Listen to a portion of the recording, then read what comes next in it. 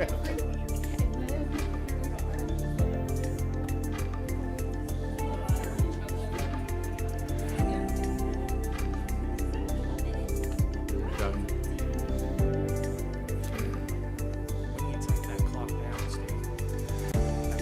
I just said that whoever was responsible for changing the clocks had dropped the ball.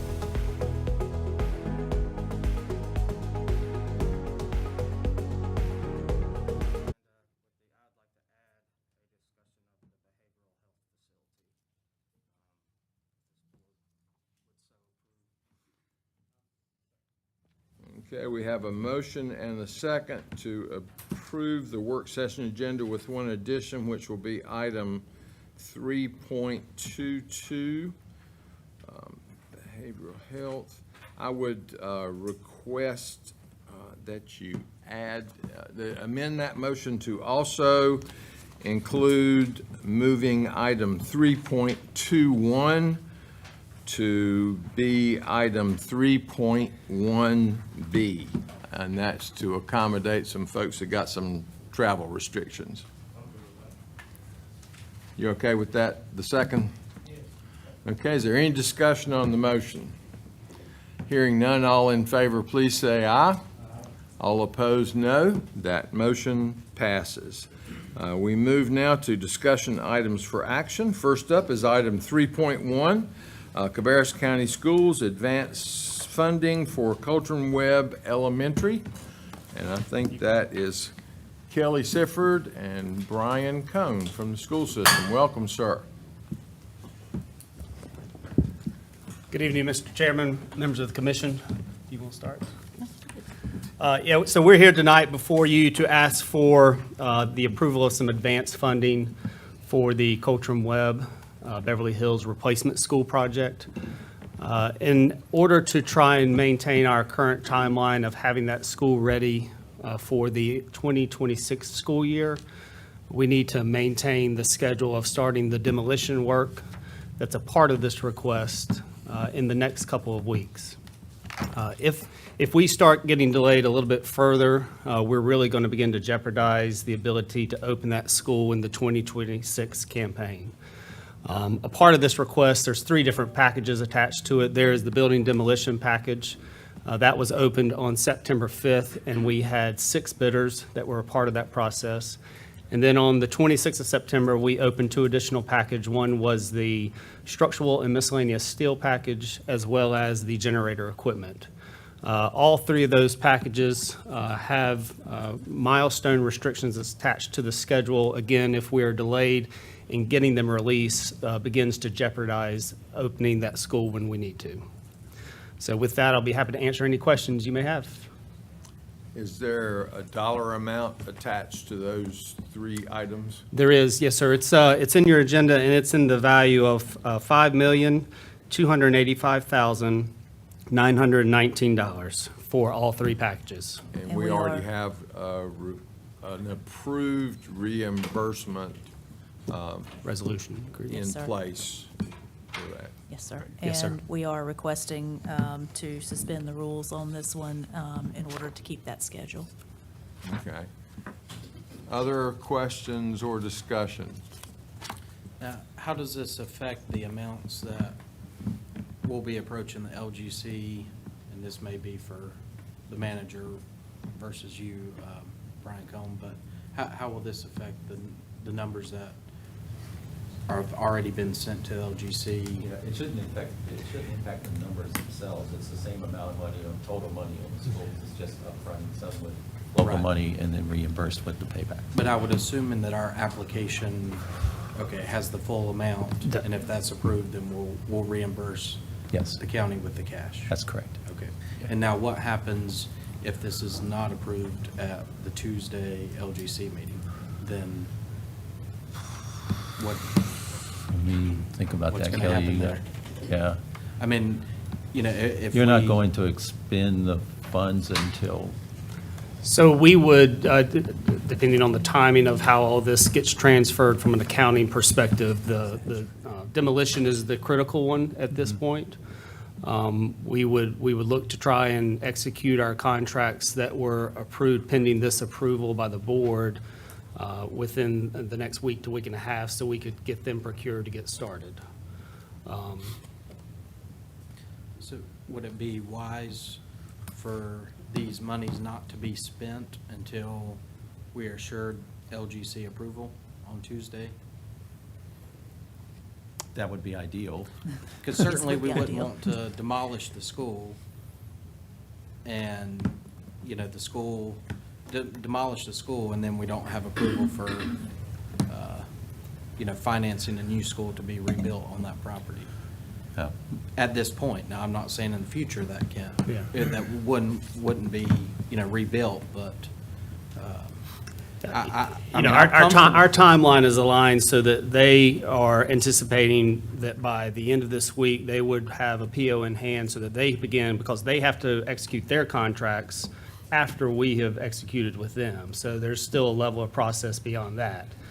I And remember so- there was a discussion at one of the school board meetings about this in particular, that the school would not be demolished until there was assurance that we had funding for this. I can't recall what month that was, but you were involved in that Yeah, I don't- discussion. It was, I'll have to go back and look, but, you know, I'm fine with us, you know, fronting some of this money. Obviously, I Sure. want to see a replacement school since we're in this situation, but I would not like to see 5 million plus of taxpayer dollars outspent, and then, you know, before we get approval from the LGC come Tuesday.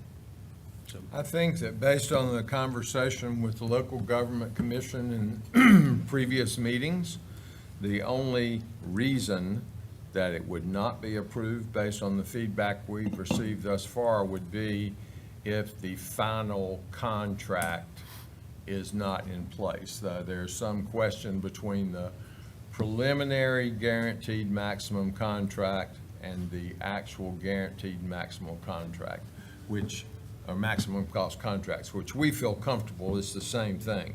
It's basically semantics, as close as I can determine. But if that were to be the case and it were not approved for that reason, then it could go back before the local government commission in February. That contract would be in place, and all the contracts would be in place at that time, and work would proceed. This just prevents a delay on the front end, that if that prevents the opening of that school in the fall of 2026. Yes, sir. Then that would throw it into a situation where you would be trying to open a school in the middle of a school year and relocate students. right, I understand all that, and I yeah. understand that the discussion's been the difference between pre-GMPs and Right. GMPs. And in the official language from the LGC on their website for limited obligation bonds, GMPs are required. Preliminary GMPs satisfy a GO bond, but not a limited obligation bond. Yeah. So there's a situation where next Tuesday, potentially, that it could not be approved. And so, you know, so if we have to go back to the LGC come February, where we have the GMPs in place versus preliminary GMPs, then, I mean, we're at a delay at that point. And obviously, Well, I'm with not this- looking not- for a that's- delay. Again, that's the purpose of this approval, so that we don't get in that delay. Right. Because this bridges that gap between now and that February meeting. Okay. So- So if this is delayed until, for instance, if the LGC does not approve on Tuesday, then if we are delayed until February, approaching the LGC again, will we still be able to open the school 2026? With this approval that I'm Well, asking you I- before no, you I'm just- tonight? I'm asking you just in regardless. I mean, because we could approve this in January and then you would still. No, that's what I'm saying. So if we don't approve this tonight, then that's what's severely going to impact the schedule and jeopardize opening the school in '26. This approval bridges that gap for us to be able to carry what work needs to take place between now and, say, February, in order to maintain that 2026 opening date. Okay. Now, what happens, you have the preliminary GMPs. Now, what happens whenever you go to get the actual GMP and right now, I think, what is it, 40, I can't, or 50, a little over 50 million? What happens if the GMPs come back 60 or 70 million? Then what happens? Then we work with the contractor and the design team, and we true up that number to get within the approved funds, as we've told the LGC, Okay. in order to stay within what we've been approved for. Okay, all right. So you- Whether that's value engineering, whether that's cutting programming, whatever measures need to take place in order to get back within that approved funding, that's what we would do. Okay. Okay, any other questions or discussion? And we do have a request to take action on this tonight, so I would entertain a motion to suspend the rules to vote on this item tonight. So moved. Second. Okay, we have a motion and a second. Any discussion? All in favor, please say aye. Aye. All opposed, no. That motion passes. I would then entertain a motion to approve the advance funding and associated budget amendment and project ordinance on the funding for Coultram Webb Elementary School Replacement Project. Second. Okay, we have a motion and a second. Any discussion? All in favor, please say aye. Aye. All opposed, no. That motion passes unanimously. Thank you. Thank you, sir. Thank you. Okay, next up is the item that moved on the agenda, and that is the SMG contract extension for management of the Cabarrus Arena and Events Center.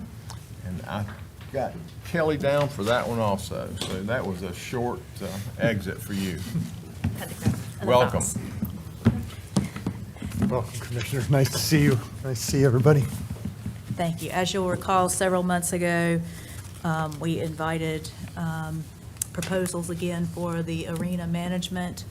After reviewing those proposals, we were directed to re-engage SMG. They have submitted to us some proposed contracts. We have been negotiating with them on a couple of the issues. I believe you had copies of those in your agenda. They did lower in their original proposal the base management fee. There was an increase in the quantitative fee, but that is an incentive fee which they would have to earn, so this is more of an incentive-based. They lowered their qualitative fee. They have agreed to strike the sponsorship commissions from the contract, and they have upped their amounts that they are offering toward capital improvements, and they have offered a scholarship for students at Cabarrus County Schools in the hospitality area, which is new to the contract. And then on the food and beverage side, which is a separate contract, as we've done it in the past, and that is an increase by 2.5% on each section, and the second section being an incentive section. So with that, I'll let Les talk if he has things to say. Well, first off, thank you. I appreciate the moving up my item on the agenda to accommodate my travel. I appreciate that. I just wanted to say that the building has come off its best year in the history of the building from a financial performance standpoint. The deficit was below $300,000. We are working, as I know everyone would like to see it be a zero sum. We're working toward that goal for you. Your goal is our goal here.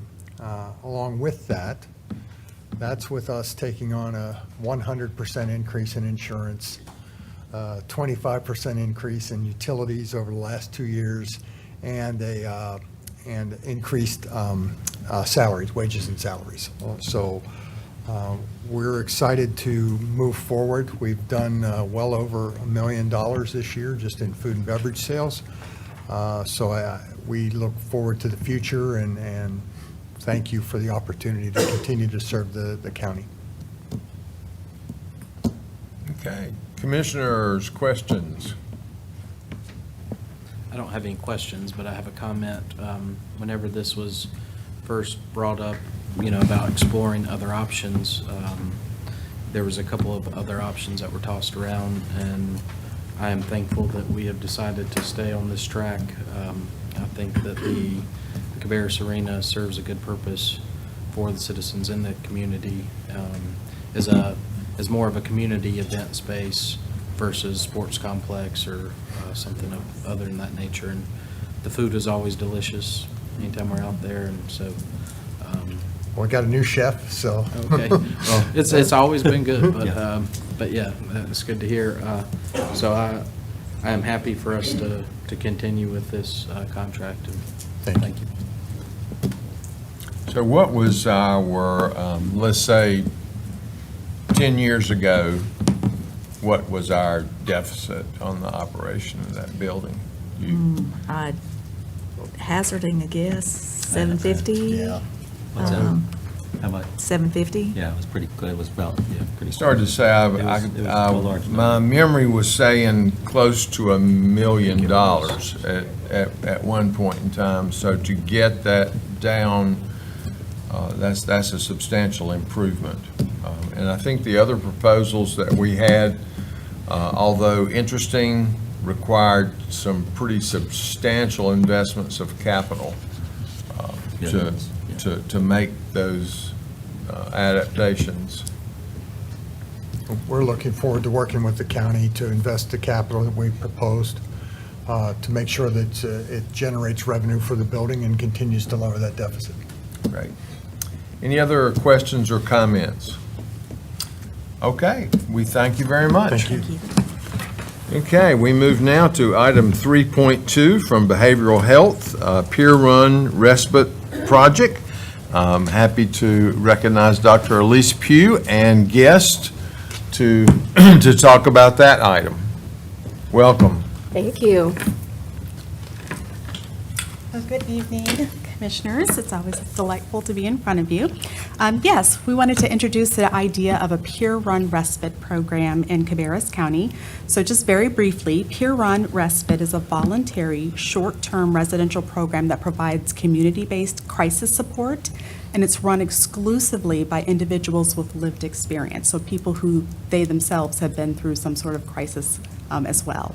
I'm going to turn it over to the Executive Director of Promise Resource Network to present a little presentation about peer-run respite, after which I'll come back to you and talk about what the actual request is. Thank you, Dr. Pugh.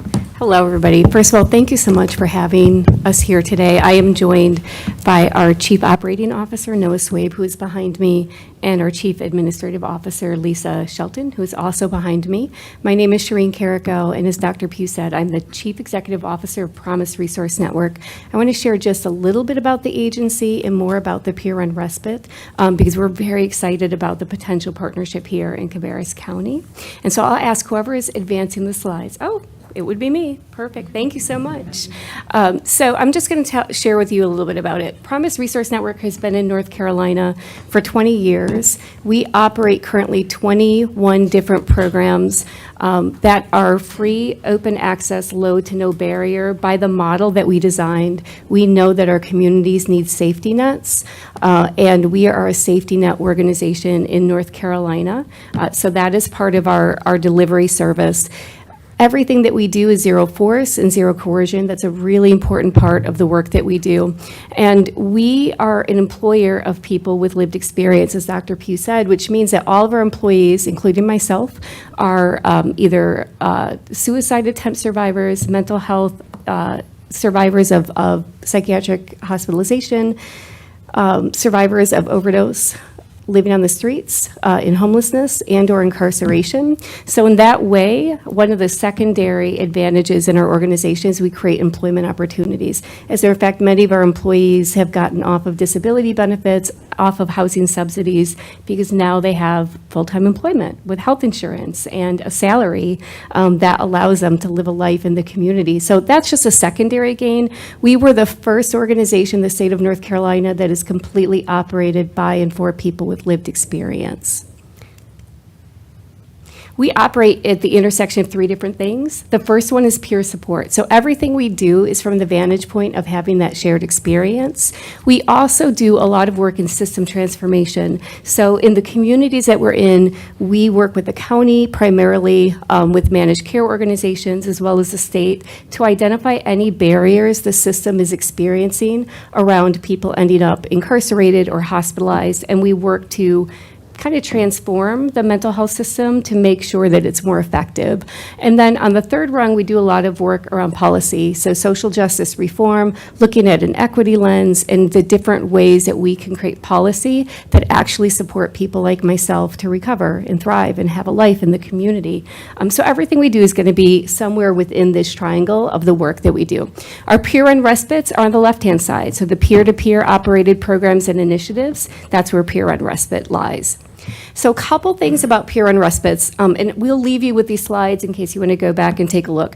But a peer-run respite is a voluntary, non-forced, zero coercion option. Most of what happens within mental health systems when somebody's experiencing a crisis is actually involuntary. Not only is that a very expensive way to support people, it also has unintended consequences of lack of engagement on the back end. And so we have to build out the front end of our crisis system to really attract people and promote recovery and decrease the negative impact that force has on people when they're experiencing mental health crisis. It's an overnight program. So we are in the community. Think of a house in a neighborhood with, I say, everybody has their own bedroom when you come to a peer-run respite. So instead of thinking about locked spaces and segregation and seclusion and restraint, think water features and flowers and healing ways that people work through mental health crisis. And then you have closer to what a peer-run respite is. It operates 24 hours a day, 7 days a week. We currently operate 2 peer-run respites in North Carolina. There are several other communities that want respites. I think through serendipity and some partnerships, we are very excited about having selected Cabarrus County. For us would be makes sense as a partnership. But the environment is unlocked, which means that people are not locked in their bedrooms. They're not locked in the physical space. We work with a lot of people that have experienced significant trauma.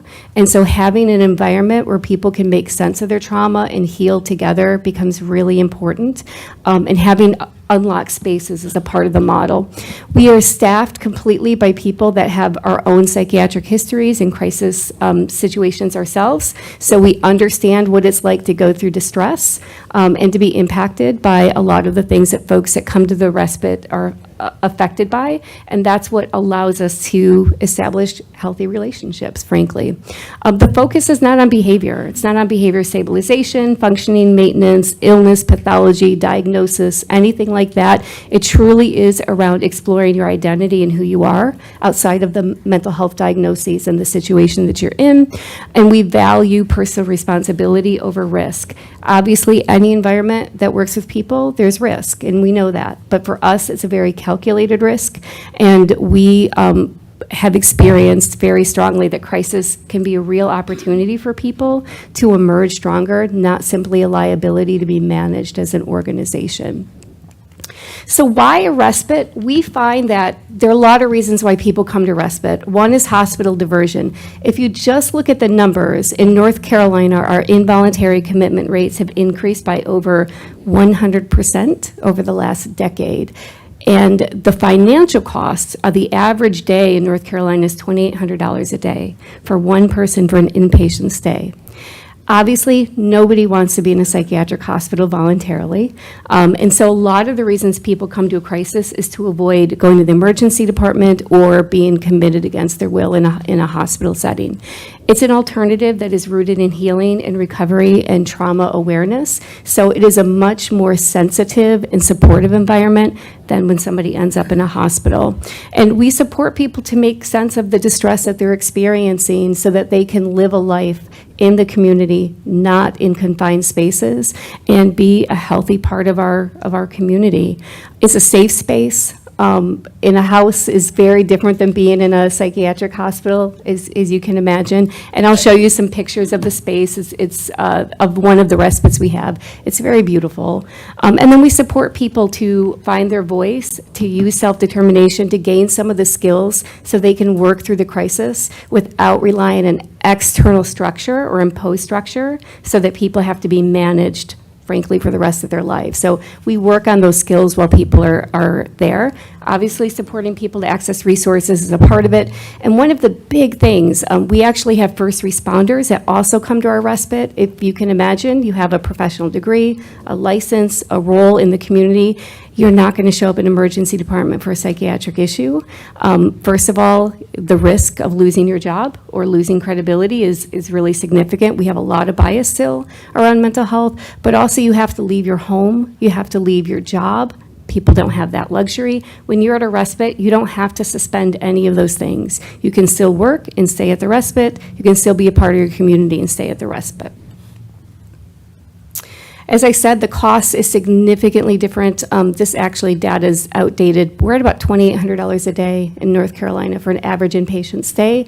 For a peer-run respite to operate it, it's about $150 per person per day. So it is a significantly decrease in expenditures with a lot more increase in evidence to demonstrate its impact. As a matter of fact, if you look at nationally the data, it shows that there's a 70% future reduction in the use of psychiatric hospitalization post-respite stays. So it has a decent amount of research to demonstrate its efficacy, and I certainly can share our experience here in North Carolina running respites. And it's being used by many states, many communities, many counties to decrease the over-reliance on the most expensive, most restrictive environment that you can treat somebody with a mental health issue. So we have to be upstream more and look at prevention, diversion, and alternative responses, and that's one of the things that peer-run respites do. Okay, so here's some pictures. This is the respite, the one that we have here in Charlotte, which is not that far from us. And I just want you to have a look. That's our outside space. People typically stay at a respite for up to 10 days. We find the average is 1 week. It can be longer if needed. And guests receive for our one in Charlotte, a grocery card for preferences, food allergies, things like that. It's really important. The only locked spaces are bedrooms, and it's set up like a keypad. So when you go to a hotel and you lock your room from the inside out, that's how it is in a respite. So typically we have a keypad. People choose their code, and they can choose who is in and out of their bedroom. It starts with a tour, and a conversation is really where it begins. As I said earlier, we try to have the least amount of restrictions and barriers to access, because we know that going through systems, we lose a lot of people. And so it's intentionally designed to be accessible and no barrier. And as I said, it's all voluntary. Guests come and go, they maintain their employment. Typically, it's set up like a hotel. People can check in at 11 o'clock, a little bit later if they need, and they can check out anytime. Some people stay a day, some people stay the 7 days, some people stay 10 days. It really is very individual based on the person's crisis situation and what they're in need of. These are some more pictures of the outside space of our respite. And these are some of the pictures of our inside space. Our living room on the right, little book area. As you can see, it's very different than what people get in an inpatient setting. Two of our other living rooms. And our kitchens and bathrooms. So just to give you a visual. Everybody has a bedroom with a queen-size bed if the house accommodates that size of a bed. And everybody has a mini fridge and security lock inside their room to lock up anything that they have that's valuable. So an RFA came out from the state of North Carolina, which made this even possible to have this conversation, so we have a lot of gratitude. The funding determinations will be coming, I don't know, they delayed it because of the hurricane, of course, and so we are all still awaiting the funding decision from the state of North Carolina, but it's funding for at least two to 3 years. So it would give us a good starting point here in Cabarrus County to start peer-run respites and peer-run living rooms around the state, particularly for communities that don't have access to these type of alternatives. It enhances the crisis continuum, of course, that makes complete sense. And it serves as an alternative to traditional crisis systems. We do have a proposed work plan in place. We would like to give your community, would become our community, about a year of leeway to plan, find the physical location, prepare the location. We would want to make sure the physical space is accessible. So doing some basic ADA accommodations, getting to know the neighbors is always an interesting part of this process. And then we would be operating through coalition with stakeholders in your community that would become content experts as well and understand what a peer-run respite is. So our plan would give us about a 12-month leeway for the respite.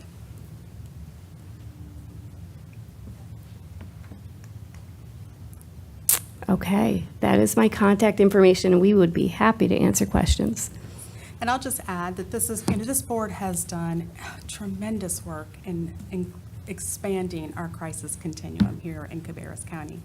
The emergency room department for behavioral health episodes of care at Atrium is one example. Our BHUC is another example. And this would just add to that and complement it in terms of really, truly having a different levels of services that are available to our residents in regard to crises, in response to crises. And so, as Shireen mentioned, we are fortunate that they chose Cabarrus to be included in the grant that they submitted to the state. So if that is approved, then that would be 2 to 3 years of operational expenses funded by the state. What they're asking us for is a relatively minimal capital investment in purchase of a home. So that's what the request is related to today. And it would be a $300,000 investment for the purchase of a residence. And as Shireen said, they'll be doing their due diligence in terms of engaging the community about where the home should be located, should it be located close to other services, or so on and so forth. And certainly accessible in terms of access to transportation as well would be a factor. Any questions that you would like to ask Shireen before I outline where we would potentially get the funds from? I have a couple, and I might have missed, is this adult only? No Yeah, children, so correct? 18 years of age and older. Okay. And as far as the advertising and the outreach, what does that look like? Where all do you advertise so that people know that this is available? So it's a combination of a lot of places. So first one I should say is we operate a 24-hour-a-day, 7-day-a-week phone peer support warm line for the state of North Carolina, and we get 110,000 callers a year on that phone line. And so letting people know that the respite is available, because people call the line because they're experiencing crisis. So letting them know that this is available would be really important. Being a part of the crisis continuum meetings that you have in Cabarrus County, we would definitely want to be folded into the community and have a strong presence here so that people do know what it is and what it isn't. We can do tours, we do open houses, different things so the community is familiar with what it is that we offer. We find a lot of word of mouth. You know, when you're service involved, you talk to each other, and you're going to tell each other the places you can go that you feel comfortable and you feel safe, and services that you find to be helpful. And so what we find in our other communities is it's a lot of word of mouth, and people want to be a part of it when they're experiencing a crisis situation. We would do a complete marketing and outreach plan that would be guided by your advisory group here. And as far as if somebody's in the middle of a mental health emergency, do they have to be stabilized before they are admitted to you, or? Yeah, it's a great question. So it depends on your definition of stable, but our answer is no. The whole reason for people to come is because they're experiencing significant distress, and we're creating an alternative to going to the hospital. Obviously, there are a couple of things that we would need to be aware of. Somebody needs to be not medically frail, meaning not having COVID, not having the flu, so basic things like that. But there doesn't need to be a go here, get stable, and then you can come to the respite. There are people that do like to use the respite as a prevention option. So before it hits that critical point, they say, I need to be able to stay at the respite. Other people, it's during a crisis situation. For some folks, they use it as a step down from a hospital or a BHUC or a crisis stabilization unit. For us, there is no wrong way to use a resource like this. And my last one, not to put you on the spot. No, please. But all of your people have experienced this, that work there. Can you talk real quickly on how important it is to have a resource like this in their own community? Does that make a big difference? Huge difference. And can you just speak a little bit? I'll speak from my own personal experience. My last suicide attempt when I was 19, and I was being petitioned for involuntary commitment. The reason I attempted suicide was because I was being petitioned for involuntary commitment. And as a trauma survivor myself, the idea of being handcuffed and shackled and forced and having your rights removed, and then being watched while I bathed and went to the bathroom. I'm a survivor of sexual trauma, and that was worse than death to me at the time. What we now know is involuntary commitments actually increase the risk of suicide by 100% post-release. And so what we are doing, because we've been told that's what you do to keep people safe, actually has a lot of unintended consequences that do the opposite. Having spaces like this where I could have gone to is part of the reason why we brought Pure Run Respites into North Carolina, but it makes the complete difference between feeling like I too can have a life that's outside of just surrounded by treatment programs that is limited. I can work, I can be a homeowner. Having other people around you with that experience it's invaluable. It can't be replicated. Yeah. I have one question. Is this Sure. for Cabarrus County residents only? Yes. Okay. Yes, we would create an opportunity. We have another respite in MEC, so if the rooms were full here in Cabarrus, or a quick 35 minutes to the other respite, we would want to make sure that that's available to Cabarrus County residents as well, so that we're not bottlenecking in terms of capacity and limiting capacity. So we would do a twofer. So is there currently any services comparable to this available in Cabarrus County at all? No, not at all. And so if, as an example, if I were incarcerated at the detention facility here in Cabarrus County, I was scheduled for release, and the only place that I had to go or to return to was a residence where I had been living where illegal activity was going on, and which is the reason I was in the detention facility to start with. And of course, we've instituted a number of resources in our detention facility for people with behavioral health issues, counseling and referral.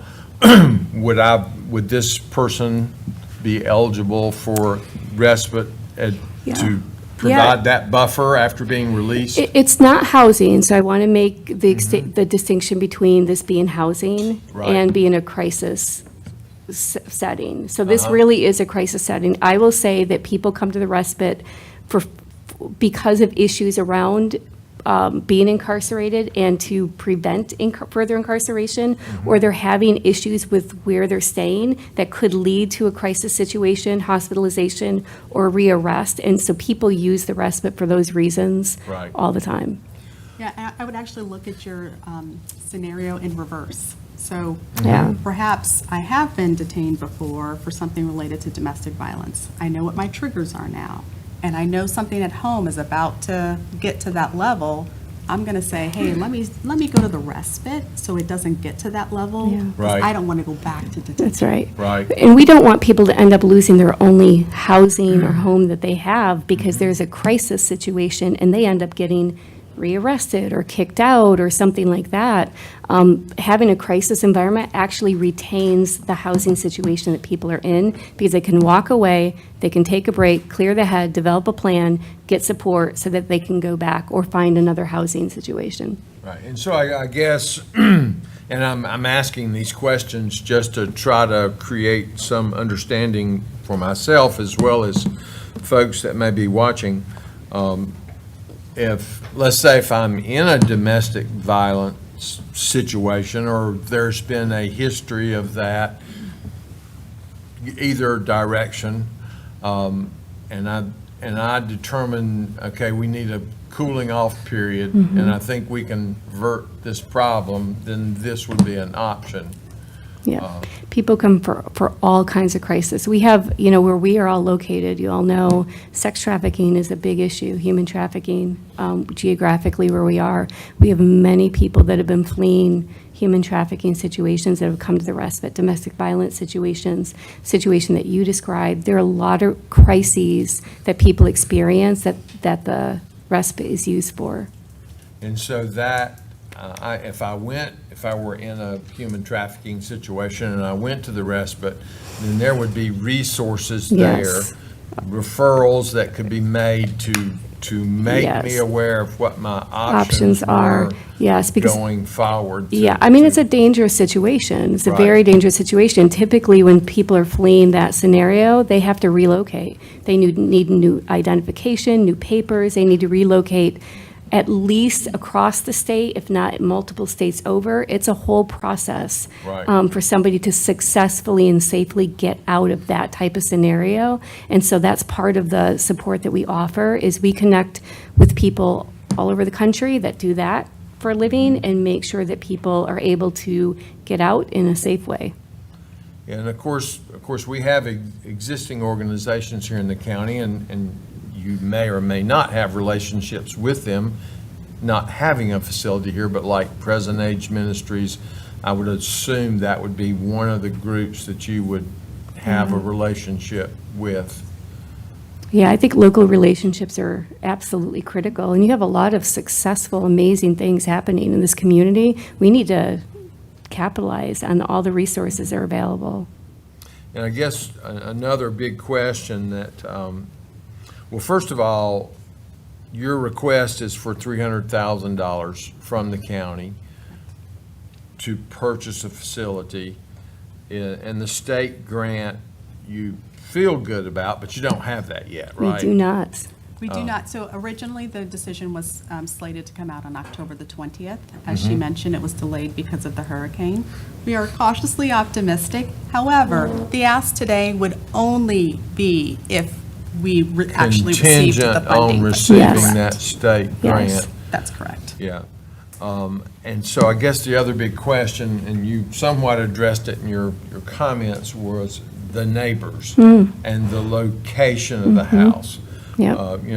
We had a situation here in the county recently that caused a lot of concern with a lot of folks, basically because a facility came in, purchased a property, began development of this facility without having any initial conversations with the neighbors. So many unanswered questions and so forth. And so just kind of run through how you would that's a avert great that question. situation so you would be in a friendly environment. Well, any time we're going to set up a space, we don't know ultimately how neighbors are going to respond. And so Right. we rely on people locally in the community that know the neighbors, the neighborhood, the general location, so that we can start the process of establishing relationships. We typically look for a non-HOA neighborhood, so that's something that we would do in our seeking a space. And then we start meeting the neighbors and answer questions and do tours of the space. You know, one of the things we say to neighbors is we are here to enrich the community. We become part of the fabric of the neighborhood. So in one of our respites, we do things like yoga that's available to the entire neighborhood. We'd had a Juneteenth event the year that we moved in. All the kids were invited. We had very great response from those neighbors. They've been incredibly supportive. We have another neighborhood that we have purchased a house, and the neighbors, even with outreach, had a lot of concerns and showed up at the hearing for getting a permit, and they voiced their concerns without a doubt. Now the ownership is on us to establish the relationships with the neighbors. I will say that after the presentation we did, they did not come back to the court and challenge the permit. And so we're taking that as a really good sign, but we're going to have an open house just for our neighbors. And so it's important. You're coming into somebody else's neighborhood, right? We're guests there. So we have to make every attempt that we can to support the neighborhood watches, just different things like that, community barbecues, however we would be invited in is what we would want to do. And I imagine anyone who's interested in touring the pier respite in neighboring Charlotte, that they would be Oh, happy please, to definitely. show them around Yeah. and see how it integrates into the neighborhood. One of the things I'm sure you noticed from the pictures, the landscaping, they really pride themselves on making sure that it's landscaped really well, just like any other, homes in the neighborhood and so on. Yeah, and we ask our neighbors, what's a neighborhood like? How can we honor this neighborhood? The place in Mac used to be an Airbnb, and there were 3 different units in the house that we purchased, and the neighbors were like, if we have another Girls Gone Wild, girls coming for bachelorette parties and police being called and garbage being left anywhere, they were just so grateful that it was us moving in and that it was no longer an Airbnb. So from there, it was, where do you go to get mulch and what is the neighborhood like? And, it's really becoming a fabric of the community becomes really important for us. We're not there as a service provider. We are there as a neighbor. And so, the funding Yes. that has been requested from us would come from what source? Yes, thank you. So roughly, so let me take one step back and say, in September, we got a surprise disbursement from McKinsey Company, which is a consulting firm that was seemingly involved with the opioid settlement at one point. But for whatever reason, they didn't go through the formal process. But all local governments in North Carolina got a disbursement from them. We got a communication from OSTAT saying, hey, we didn't actually coordinate this, so you can use the money however you'd like. So just to be very frank, it is $112,000, which we're going to cobble together kind of 2 funding streams for this with your approval, of course. $112,000 would be from that McKinsey settlement. It's private funds. It's from a consulting firm. It's not taxpayer dollars at all. It's not even something we anticipated receiving, but we do have currently. And so part of the request is for you all to allow us to accept those funds. And then the other roughly $188,000 would come from our Medicaid Hold Harmless. You remember I came to you earlier this year with the first disbursement of Medicaid Hold Harmless, and we assigned those to Monarch. And I do have another item on the agenda today related to the second portion of that. But just a little bit of that, $188,000, we would ask we could redirect for this purpose. And so if we did not spend those hold harmless funds on this, there are restrictions on what we can spend it on otherwise? Is that? That's a good question for Jim. I'm not sure if there's restrictions on the Medicaid Hold Harmless. What we did want to do with those funds is to utilize them for behavioral health services, right? Right. And so this certainly fits that. Right. Okay, I think that covers my questions. I guess the the biggest question would be, state grant would carry you for 2 years, and then there would have to be an ongoing funding stream. So what is that in your other communities where you have been active? Yeah, it's been different sources. So we know at the federal level, they are really looking at investing in these things in local communities because it's to their best interest, of course, to have these sort of options. One of our other communities has been a combination of county dollars, ARPA funding, and state funding that have been blended together. Our state has been very clear that their commitment is to building out the crisis array in our state, and they want peer and respites in every community in North Carolina. And so they have also said that they're committed to making that happen. And then, of course, philanthropy is always, we're always looking for other sources of funding for anything that we operate as an organization. So it would be possible to seek grants from various charitable organizations. And I imagine that would probably be a lot easier to accomplish once you have a facility up and running and a That's right. track record and success stories to tell and those kind of things. Yes. Yeah. And the community welcomes it, and you see the impact. I think that's the biggest thing is, right, when you see that it works, and we do the dollars and cents of one person, it can cost $1 million for hospitalization for one person. It's expensive, right? And so when we are actually doing the dollars and cents, I think that sells it as well for other funders. Right. Okay. Don't want to be negative, but we're confident we can find a $300,000 house in Cabarrus County with 3 bedrooms and 3 baths. It's a great question. So, correct me if I'm mistaken, we understand that it might cost a little bit more than that. Oh, yeah. But this Yes. is what they're asking us Yes. to contribute.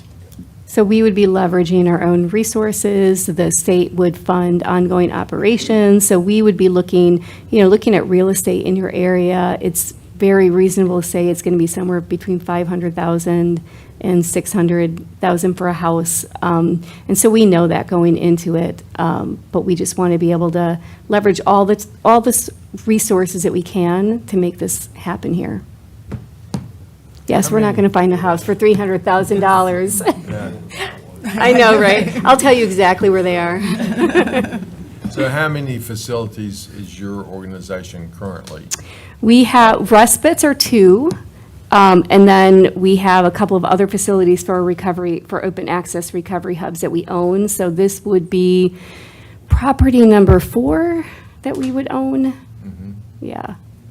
And then respites, this is a 3rd one. There's another community out east that wants a respite, but you all went out for our priority area. So we said to them, sorry, but we're going to Cabarrus County. But we will be working with them to have a respite in that region as well. Right. We really are thinking some regional, because capacity is an issue everywhere. And so it helps you all out. It helps our Meck County folks out to have that regional capacity. Right. Okay, additional questions, comments? Okay, thank you very much. Thank you all so much. We will keep you posted.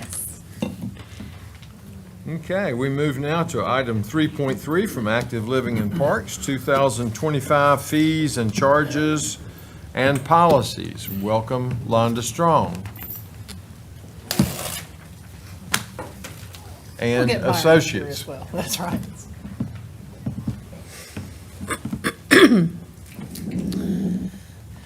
Before we dive into this, I just wanted to say that we had Touch a Truck Saturday at the arena.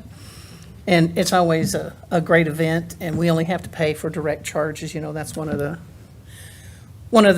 luxuries of having it there. We had 3,377 people come through the gates. There were 113 vendors, exhibitors that had some type of vehicle there. And I couldn't tell you how many people were at each of those. So, you know, maybe 3,600 people that were there. And it was a beautiful day for it. And there was voting going on there, and there was a cheerleading competition, and it was full.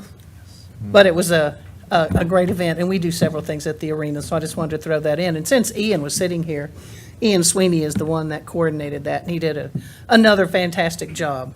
So I just wanted to get him a little note in there, as well as the arena, because they help us with a lot of things. Yes, congratulations, and I think Mr. Hagler that's sitting with you was recognized last week in our employee recognition service for 15 years, so congratulations to you on that as well. Thank you, sir. All right, so what we are here for, the fees and charges policy, we, just as a reminder, we do this to start in January 1 every year instead of July 1, simply because of activities and things that are going on already when July 1 comes around. We don't want to have to change in mid-season for summer camp or whatever it might be, swimming pool, whatever. We don't have a lot of changes this year. If you notice on the agenda item, well, in the policy, the biggest thing we have there is, we've tried to figure out a good way to do this, and hopefully this is, we've had one free rental for any Cabarrus County 501c3 for several years. And now that we have a very nice barn and the fees have gone up, a lot of people utilize that, we're not getting revenues for it. So what we wanted to do was we proposed to change that to any Cabarrus County 501c3 organization would be charged 50% for a one-time fundraising rental at any of our out facilities. So everybody would be treated the same regardless of what facility you were utilizing. It's 50% of whatever you choose. That includes road races, whoever, I can't even think of the other people that are coming right now. That's really, it's just in the overall size of their event. So the capacity is one of the biggest problems that we ran into. So they're not just renting one facility.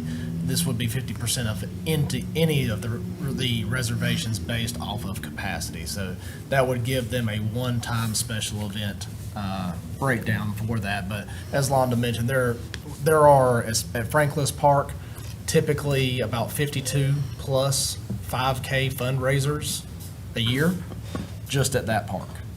So we receive a lot of requests for aids in reducing cost to those trying to raise funds, while we are also supplying staff to try to make it as clean and safe as possible.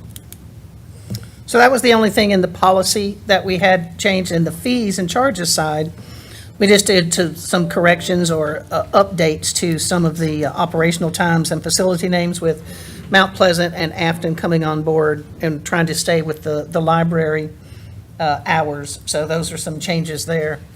An update on a one-day ball field rental, or changing it to one day, removing a one-day ball field rental, increasing price of bulk tickets for mini golf paddle boats, and removed active living center reservations, again, keeping in alignment with the library. We didn't want to be renting out something on our side when the library said, no, we're not going to rent anything out. So just trying to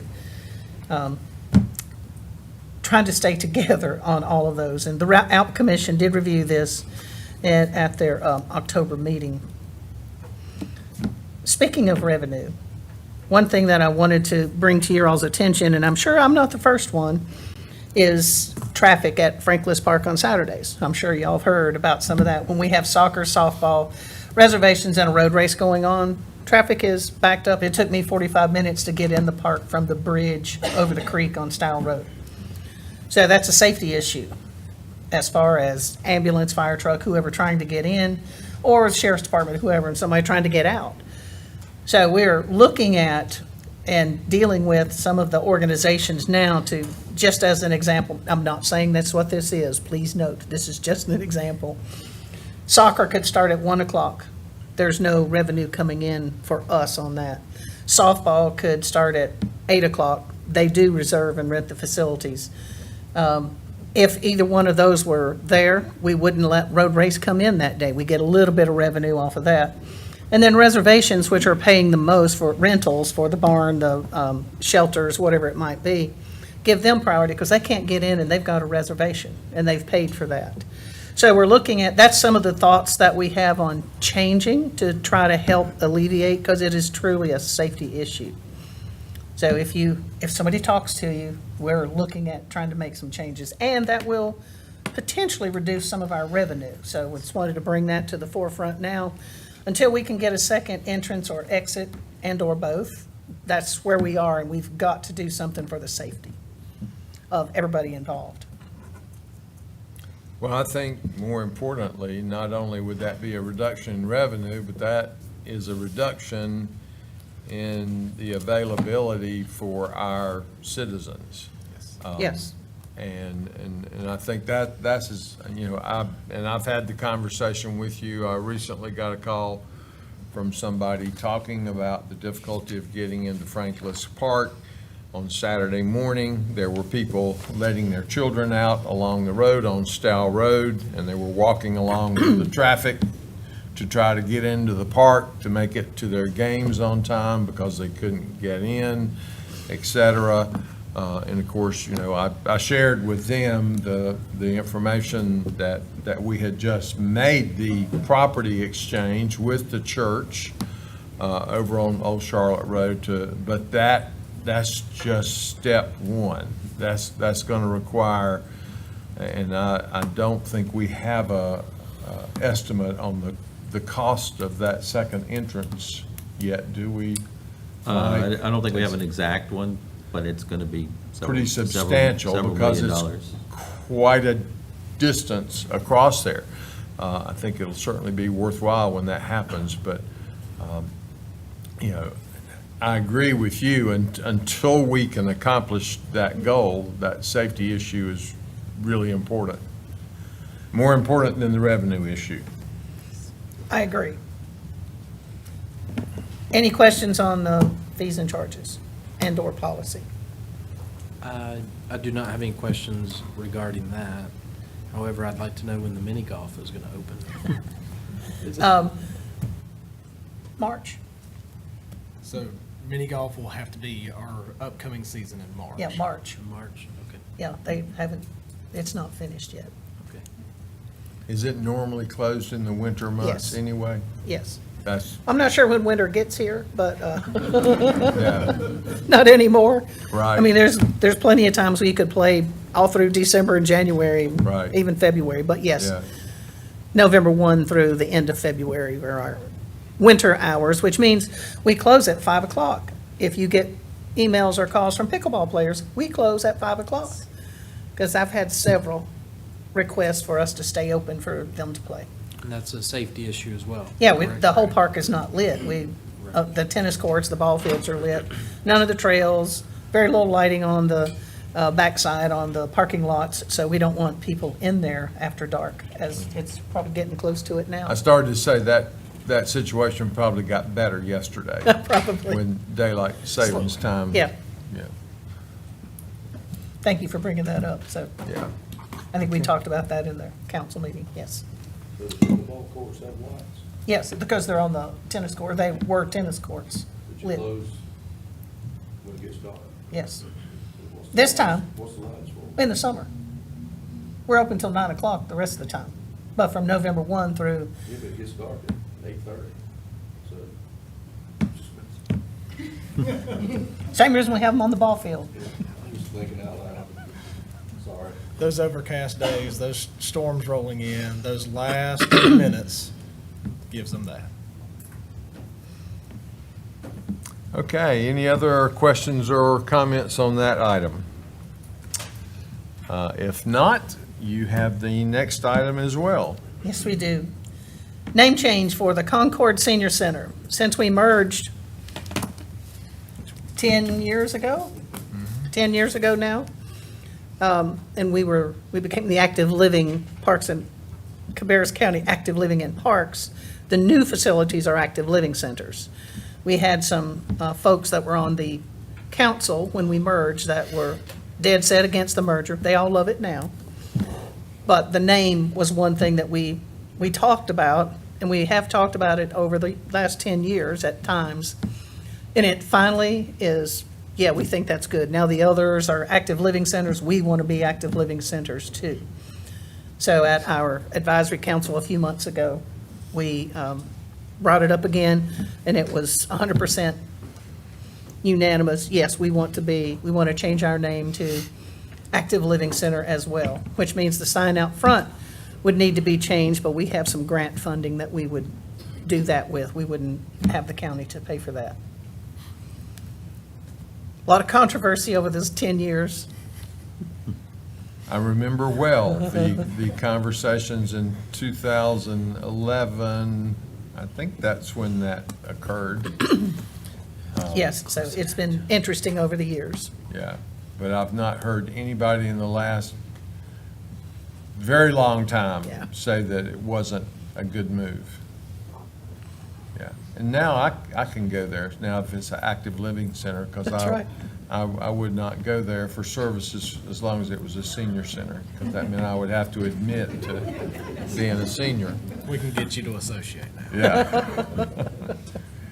Okay, any questions, comments on that item? Okay, you have the next item as well. Yes, so the master plan that we currently have is expiring. And with all the new changes on the population growth in Cabarrus County, we wanted to get a new master plan developed. And you can come here, I'll slide over, so you can have this. I can do it from here. Okay. We contracted with Barry Dunn, actually, a year ago, and our contract was for a year. It ends at the end of this month. And they have completed it and are here to do a presentation. Okay. Welcome. Good evening. Thank you for having us back again. We were here almost exactly a year ago, I think 2 weeks ago. When Byron mentioned the Touch a Truck, I was like, that was our first engagement effort. So my name is Nikki Ginger, and I am with Barry Dunn. Would you mind sharing the PowerPoint, please? Okay. One moment.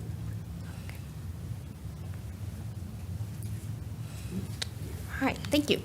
So we are here today to talk about the Comprehensive Department Master Plan for the Active Living and Parks Department. And so today we're just going to talk a little bit about the project highlights, what we have been doing for this past year. And then just to talk about the planning that we have, I want to make sure that I share with you that this is not any type of commitment for money or anything like that. The master plan is just talking about our findings, making recommendations, and sharing insights, and just getting your approval on the executive summary that you received in the master plan. So, my name again is Nikki Ginger, and I'm a manager with Barry Dunn. I've been with Barry Dunn for about 2.5 years. I have worked extremely closely with Londa and Byron over the last year as the project manager. I kind of represent how we've divided this screen up as national versus local. I represent kind of the national side. There are several individuals that were on this project. One person that I want to point out is Barbara Heller, who wasn't able to be here today, but she lent her expertise in this entire process as engagement manager. So she also worked very closely with Londa and Byron. Good evening, Commissioners. My name is Lisa Wolf, and I guess you could say that I represent the local side of the chart up there. I am based out of Burlington, and I am a retired Parks and Recreation professional, retired in 2019, and have been on the consulting side of the realm and helping local governments achieve their wants and their needs, and really identifying information from the community. So we'll go through this presentation. Thank you. So there were several individuals that were part of this process. You saw some of them on the screen, but we represented 3 different firms. The first one is Barry Dunn, which Lisa and I both work for. As she mentioned, she's a Park and Rec professional, so am I. I was with the Chicago Park District for nearly 13 years before coming over to Barry Dunn.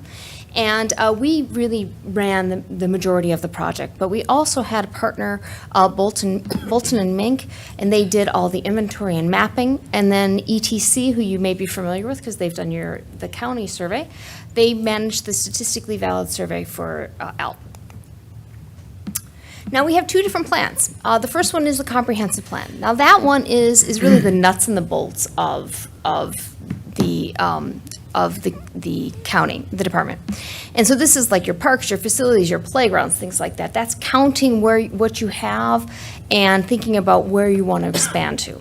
The other side of it is the strategic plan. That's the part we're actually going to start on now. And that part is really talking about the vision. I always say it's kind of the thought process of what do we want to be when we grow up. Very much internally facing.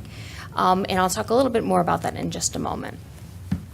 Now here you can see all the work that we've done over the last year. We came here, like I mentioned, almost a year ago this month. And since then, we've done lots and lots of different things. Now we're shifting over to that second phase, or really probably the fifth phase, which is the strategic plan. Great. Make sure, is it the arrow? Great. So I want to talk to you, each of you, in reference to a lot of the highlights that we heard throughout this process. That's my next slide. There we go. It's important, obviously, when we come in town, that we come with an unbiased opinion of what the community, how it exists, what's here. But it's, the other side of that is, it's a key importance for us to really get what the community thinks. And so you can see on this slide, we focused a lot on community and staff engagement throughout this process. We held over the 11 interviews, and keeping in mind, some of those interviews were with key leadership from Kannapolis, Harrisburg, and Concord, and the Chamber, and El Puente, and CHA, and that was really inspiring to see and to hear what those other leaders in each community, how they felt about the department. 24-plus staff we had interviews with and discussions with, partner groups, as I had mentioned, El Puente, community events. We attended the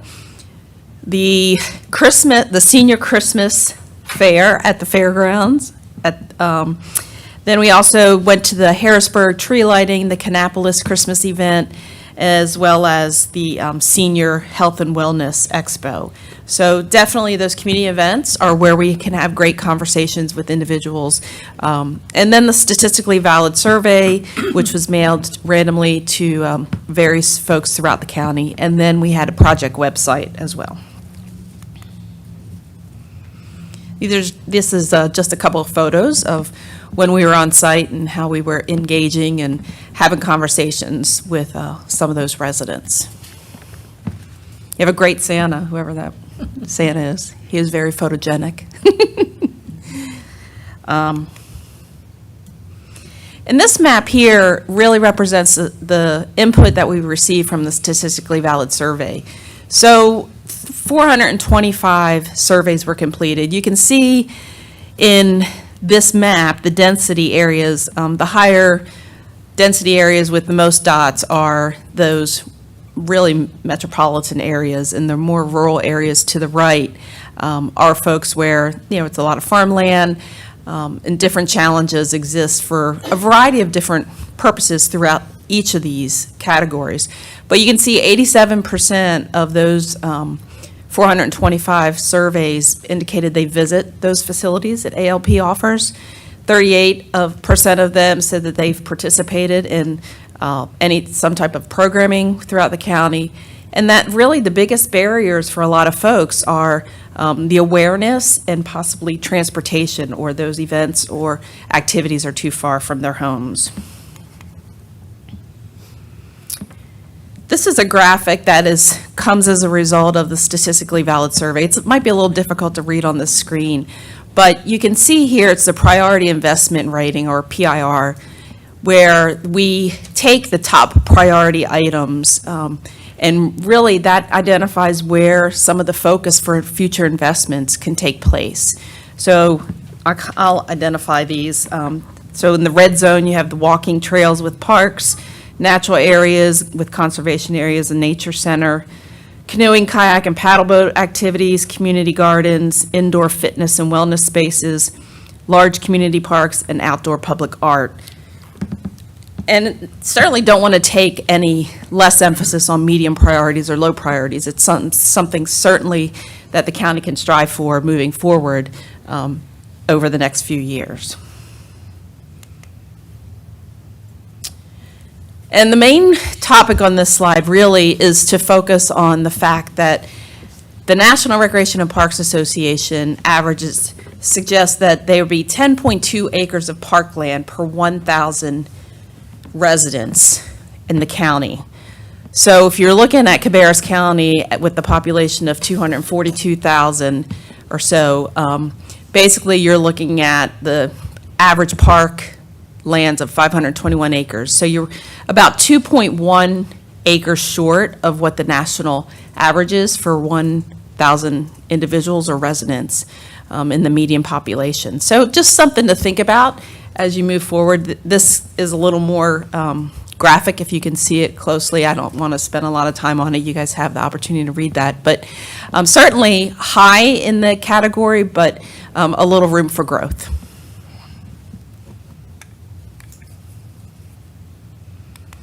And then this next one really shows the pink areas are those areas that you saw on the statistically valid survey map with the red dots.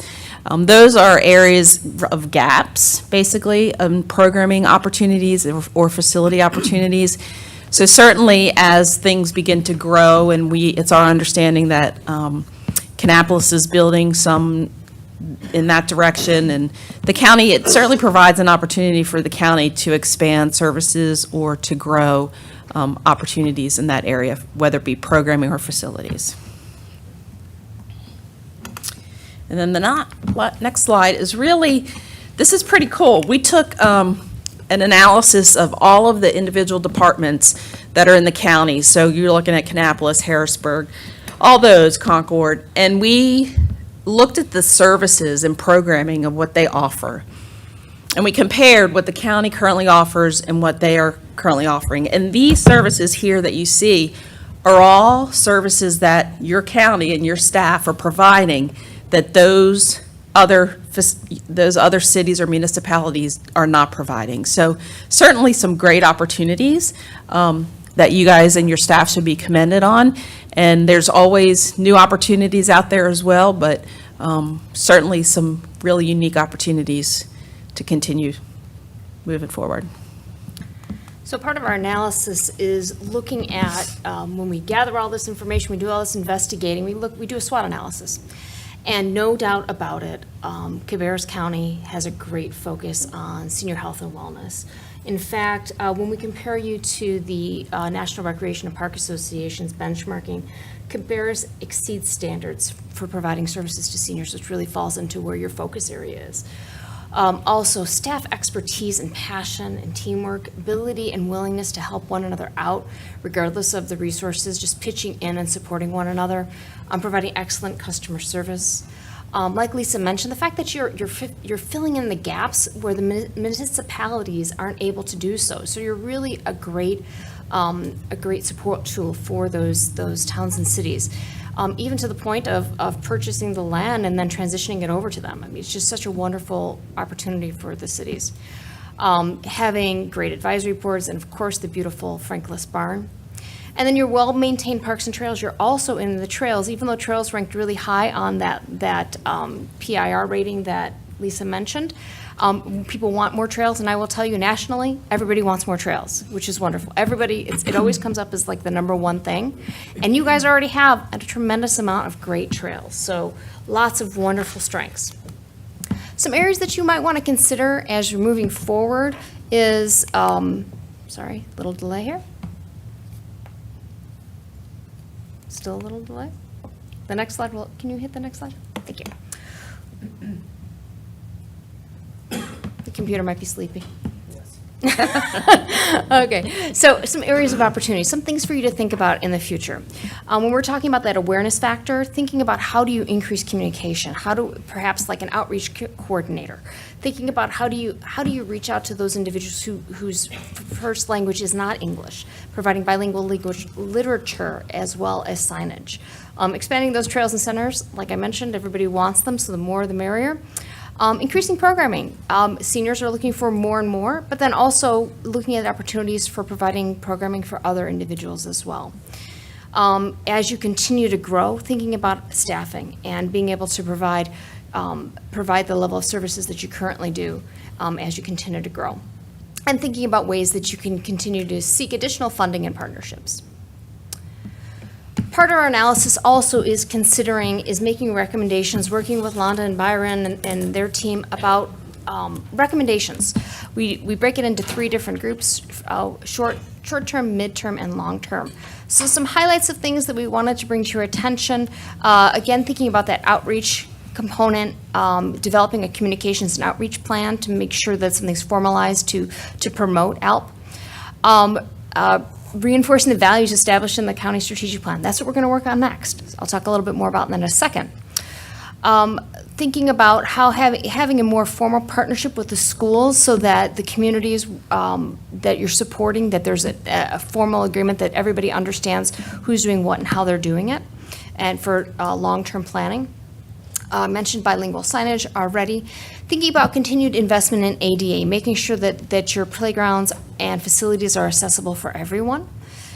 And then, again, increasing staffing to support county's population, as well as that consideration with that outreach coordinator. There we go.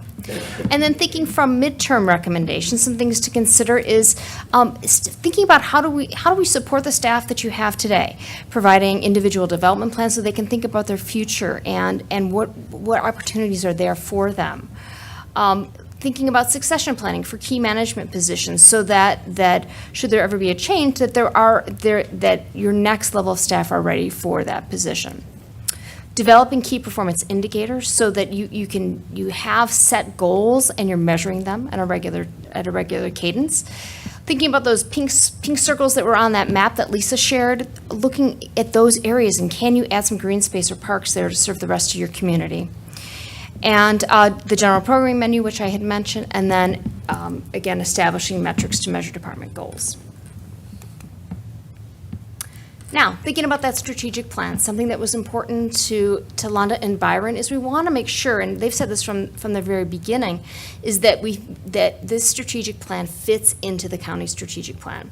So as we're going on to this next phase, we're going to be focusing on goals and initiatives in 5 key areas, which again align with the Cabarrus County strategic plan, being workplace culture, innovation, stewardship, advancement, and engagement.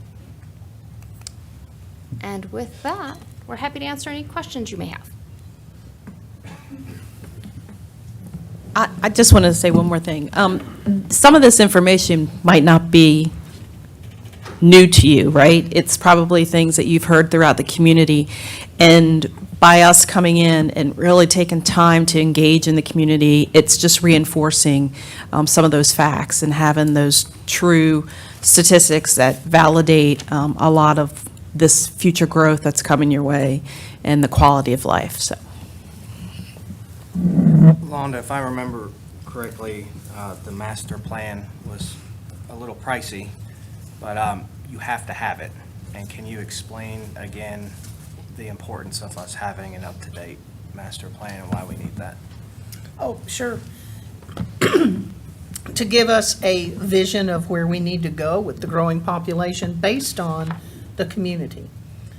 Like all the events they were talking about that we went to, the surveys. We don't want people that are in our programs to tell us what we want with people that aren't and why they're not and what we can do to get them involved in walking or coming to a class or having a picnic at the park or whatever it might be. It's important to have all of the community, the whole county involved. And when you bring in somebody that's the experts to lead us down that road, and here we have this now plan, and getting ready for the strategic plan, that's going to be even more important for the staff as well. We feel like a whole lot better than just us deciding, oh, we're going to build a park over here and put pickleball courts in it or whatever. Can I also add, too, that it also helps with grant funding? That's what That's I was going true. to, Yes. I was going to ask, some of the grants are relying upon you Correct. having a up-to-date That is master and correct. strategic plan, correct?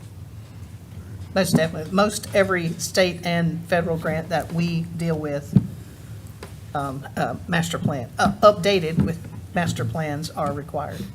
And is it a fair statement to say that you guys do quite a bit of work with quite few staff? Yes. Because I saw on their staffing, upcoming staffing is a big need as we're growing. It's obvious, we already heard how many people use the parks. And from my understanding, you've asked for multiple years for people, and you don't always get it. So hopefully in the future, we can make sure that happens for you. Thank you. Yes, we definitely need people. Who would second So, that? real quick, can you talk a little bit, how is this plan working alongside of the municipal, the city's plans? Are we coordinating between the two so we're not duplicating, or are we, how's that working? We met with them. Harrisburg had just finished theirs, if I remember correctly. Barry Dunn met with them so that we make sure we're not doing the same thing. Right, I think Kannapolis is getting ready to do theirs, I believe is what Gary said. okay, I'm not sure. I knew you were doing that, I just wanted to make sure you were saying it out loud. Most So everybody definitely, could hear yes. that. Yeah, so. Most yeah. definitely. Yeah. Yes, they were in fact part of our very initial conversations. And when we came out here a year ago and we met with you as well, we sat down with them and were talking right away to make sure, because we don't want to duplicate efforts. Right. Yeah, a couple questions about the page where you had the priorities, red, blue, and green. I would, just out of curiosity, like outdoor public art is up there in high priority, which kind of surprised me a little bit. And I was curious how that had changed in recent years, like, you know, outdoor tennis courts is down in low priority. I would have thought that in years past, that would have been higher. So can you talk a little bit about how those needs have shifted and changed in recent years? It might be helpful more to say that what happens with the survey is that we ask people, what is the thing that you want the most? And what is the thing that's lacking in the community? So we ask the same question. Do you feel like you have enough walking paths? Or what would you like to see? Prioritize all of these, and all Right. of those things are listed, and then we narrow it down. Now tell us, of these 20-ish items, what are the top 4 most important to you? Then the next question is, or it might be reversed, I can't remember. Do you feel like you have these services in the community today? Right. And so this is like live data of saying, yeah, we feel like, so when you're looking at that, they're saying that those top 5 from walking trails through outdoor public art, those are the things that they don't see enough, they'd be interested in. Right. It doesn't mean that those are the only things you should focus on. Right. And same as you go further down, it's just, when you're thinking about, all right, we have a grant that just came in, maybe we should do this first. So, for example, disc golf courses is down there in the low priority, and that may just say, we already have some really good disc golf courses, so Right. that's not a future need. It's not that they're not popular, it's just that we're meeting the need. Exactly. Okay, well, that clears it up a little bit for me. It's a confusing slide. There's a lot there. There's A little bit. a lot of information on there. Yeah. Okay, any other questions, comments? All right. What was the program that you all did for after where people tell us where they're going, where they're coming from? We use mobility data to gather information on usage.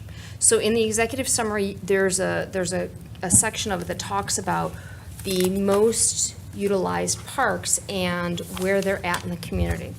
So we're using mobility data, which is basically your smartphone, we can see the highest trafficked areas. And I think Frank List was at 425,000 people, I think, were at Frank List Park. 494,000 people were at Frank List Park last year. And so using mobility data, and this is very high level. We don't get down to the granular level. We don't know whose phone it is. They don't know where Nikki Ginger is right now, but they know where my phone is at a very high level. We don't get citizen information. We purchase these graphs. We don't even get the data. We just have a dashboard. And inside that, we can see what are the peak usage times. So for staffing, when Londa and Byron are thinking, you know what, we need to add staff, but what time should we do it? You can look at the park. Or, you know what, we need to make sure that we have staff coming through. We're maintaining the parks at certain times. We don't want to be at Frank List Park during those peak hours when there's a 45-minute wait to drive in. You can Right. use the mobility data to look at that. Is that kind of what you want? Yes, and I love the Mount Pleasant Active Living Center Library dedication. Yeah. So Yeah. they were like, we saw these people that when they left the dedication, they went to the funeral home and they went to the doctor's office. And what was that all about? I said, well, that's where we told them to park. Yeah, Right. yeah, it was quite a quandary. We're like, wow, that's a weird thing. Just wanted to add one comment to that note of the importance of the number that you heard. The 495,000 went to Frank List Park last year. That's who had a phone with them. Oh, yes. So that is a very important piece of, their data notes that 60% of the population has a smartphone with them. But obviously, that's a family. So you have possibly one or two of those numbers coming in. So typically, times that number by 2.5 to that number is what your true numbers of going to that facility are. But those numbers that she mentioned to where our highest peak numbers coming into the park are from 11 a.m. to 2 p.m., huge help for us. Yeah. We see that, but to truly see that data number come in and say, this is when your peak times are, this is when it's getting hit, it's not just in the evening, those are huge numbers. But I just wanted to hit that point of that 495,000 was just for those carrying a phone that came in through that park. And it has to be a smartphone, too. Yeah. So if it's just a flip phone, that doesn't count. And so how many acres is Frank List Park? 230-ish. 230 acres. And, you know, not that it's necessarily relative, but I found it was interesting that on 230 acres of property, and so I go to Frank List Park, had my grandson with me. I had my smartphone with me, so I got counted. He didn't. But after I'd been there for some period of time and gone through some walking trails and something, my cell phone rings, and it was an active living staff member asking if I was lost, looking for a meeting there. And I said, no, I'm just enjoying the park. Yeah, so yeah, I thought I was being incognito, but obviously. We weren't tracking it. Well, Yeah. we weren't, I mean. I don't Yeah, know them. yeah, exactly, yeah. From a safety standpoint, it made me feel pretty good that there were people paying attention to what was going on in the park. And they knew who you were. Right. Yeah, that could be good or bad. either way. That's a bad So much for secret shopper. Yeah, exactly. Other questions or comments?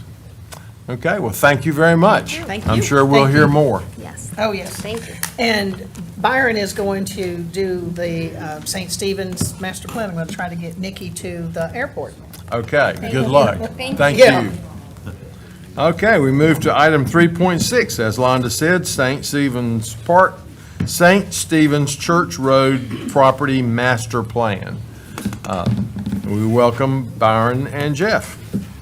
Thank you all again. I know we are just completely taking over the agenda this evening. So we have the St. Stephen's Master Plan. So the county hired Benish to go through and look at this very unique piece of property. The county was wise enough in the leadership to go after and purchase. And so now is how do we properly show this, maintain, and preserve this property? And so Benish came through along with public engagement opportunities to truly look and see of how and what and why we should look at this property. And to have 615 continuous acres is very unique. And so we want to make sure that we do this, it's justice. And so I will turn it over to Mr. Ashbaugh to go over their findings. And thank you all. We are ready to show this to you. Good evening, commissioners and staff. Thank you for this opportunity to present the master plan. I would like to backtrack just a brief moment to say how wise you were to invest in a comprehensive master plan like you just heard, the presentation you just heard. You might recall last week we had the grand opening for Virginia Full Park, and that received a $500,000 in Park and Recreation Trust Fund grant. In order to get that grant, you have to have an up-to-date comprehensive master plan. And I think Rob Wallace Park received a grant using that same master plan. $300,000, yes, sir. So that same investment in a comprehensive master plan the county made 10 years ago reaped $800,000 in grant money. So hopefully, just for those two parks. So that ROI can be just as good for the next 10 years. As you look ahead, the master plan you're doing is going to have a 10-year expiration date on it. So the more parks you can build in the next 10 years, the better that ROI looks. So anyway, plug for parks there. So we'll move right along to St. Stephen's Church Road. This particular master plan is a site-specific master plan. So rather than a system, this is one specific park. And a few months ago, maybe 6 months ago or so, we had a presentation. You received a presentation on the same park, and we were about halfway through the process. And now the process is complete. So this is the final step in that process. Right here, this first slide, it just gives you an overview of the site master planning process. It's a multi-step process, and I won't read every one of those, but some of the highlights of that process included a site visit and an investigation of the physical aspects of the site with staff and from consultant as well. It also included public input. There were 2 public input meetings to receive feedback on the conceptual master plan and the final master plan as well. And then there was also input from staff as well. So all of those various things went into the master plan that you'll see here tonight. So just a quick recall of where the site is. The yellow boundary, what you see here, illustrates the perimeter of the park. It's approximately 616 acres in size. It's about 3 miles north of downtown Mount Pleasant. To the left of the screen, on the left side there, is St. Stephen's Church Road. To the bottom of the page is Highway 49. So in that bottom left corner is at the intersection of St. Stephen's Church Road and Highway 49, just to give you an idea of where that is. And also, one of the things relative to the location in the comprehensive master plan that you saw, there was a gap analysis there. There was a pink shape on there that was kind of circular, I guess, oval or circular. And this particular park falls in one of those areas. It's in the northeastern quadrant of Cabarrus County. So it's in line with your previous master plan and the one that you're currently going through. So it's meeting that need. And my ears kind of perked up because I think there was one statistic that was read out that said there was more green space or open space that was needed, and it was a number of about 500 and something acres. Well, this one park has 616 acres of open and green space, so it goes a big way toward meeting that need. I won't go into a detailed site analysis, but do want to hit a high level. This slide shows a little bit about the character of the site. The site is outlined in black here, a black line, and you see lots of dark green and light green within that black boundary. The darker green represents pine forest and oak hickory forest. Some of those are over 100 years old. And then the lighter green areas represent agricultural land, and currently it's in cultivation. The farmer leases that land from the county. Some of the other highlights of the site, it has quite a bit of elevation change. There's 250 feet of elevation change from the high point of the site down to its lowest point. And it also has some fairly steep terrain. It has much, if you've been out there or not, but it has almost like a mini Morrow Mountain type feel to it in terms of character. And you'll also notice the most important features, or one of the more notable features of the site, are the 2 ovals, blue ovals, in the middle of the park site that have HP by it, and those are existing bogs. And there was a picture of those on the screen, and we'll talk more about those. But they're very important bogs, and we'll share some pictures of it here. These bogs and the forest are on the North Carolina Natural Heritage Inventory sites. So they're very important. They're not only significant locally and regionally, they're significant from a whole statewide importance. And you can see some pictures here. You can also see some of the wildlife that's here, the salamanders in the bottom right-hand corner. I think it was Jeffrey Hall. He was a herpetologist from the North Carolina Wildlife Commission. He made a site visit with us, and he knew right where to go and find them, and he could scoop them up and show you right where to find them. They're all over the place there. Quite unique. And then you can see some of the other notable features as well, some of the agricultural fields, one of the existing ponds, one of the streams that's there, and has really nice rocks too. So the public input. Wanted to mention a little bit about the public input sessions and just the public input in general. We had over 150 people attend the 2 public workshops, which is a very good turnout. The community really turned out. And this is a picture from the first public input session, and we asked the public what was important to them for us to know about the park, and they provided lots of input. And these were the top 10 activities that came from that first public meeting. Hiking and walking trails. Wow, no surprise. I think we just heard that was like the #1 thing, and that's no surprise. That is very common to find within communities. Equestrian trails. That was a write-in activity. The way this was worked, we had a list of activities that the public could come and rank and kind of pick out the ones they liked. And if we didn't have an activity they wanted, they wrote their own activity in. So that was one that was written in. Scenic overlooks, because of that elevation change. Great views in the park, that was important to people. A nature center. Wow, we heard that tonight too. That was the #3, I think, out of the survey that was taken, the #3 most requested or highest priority from that.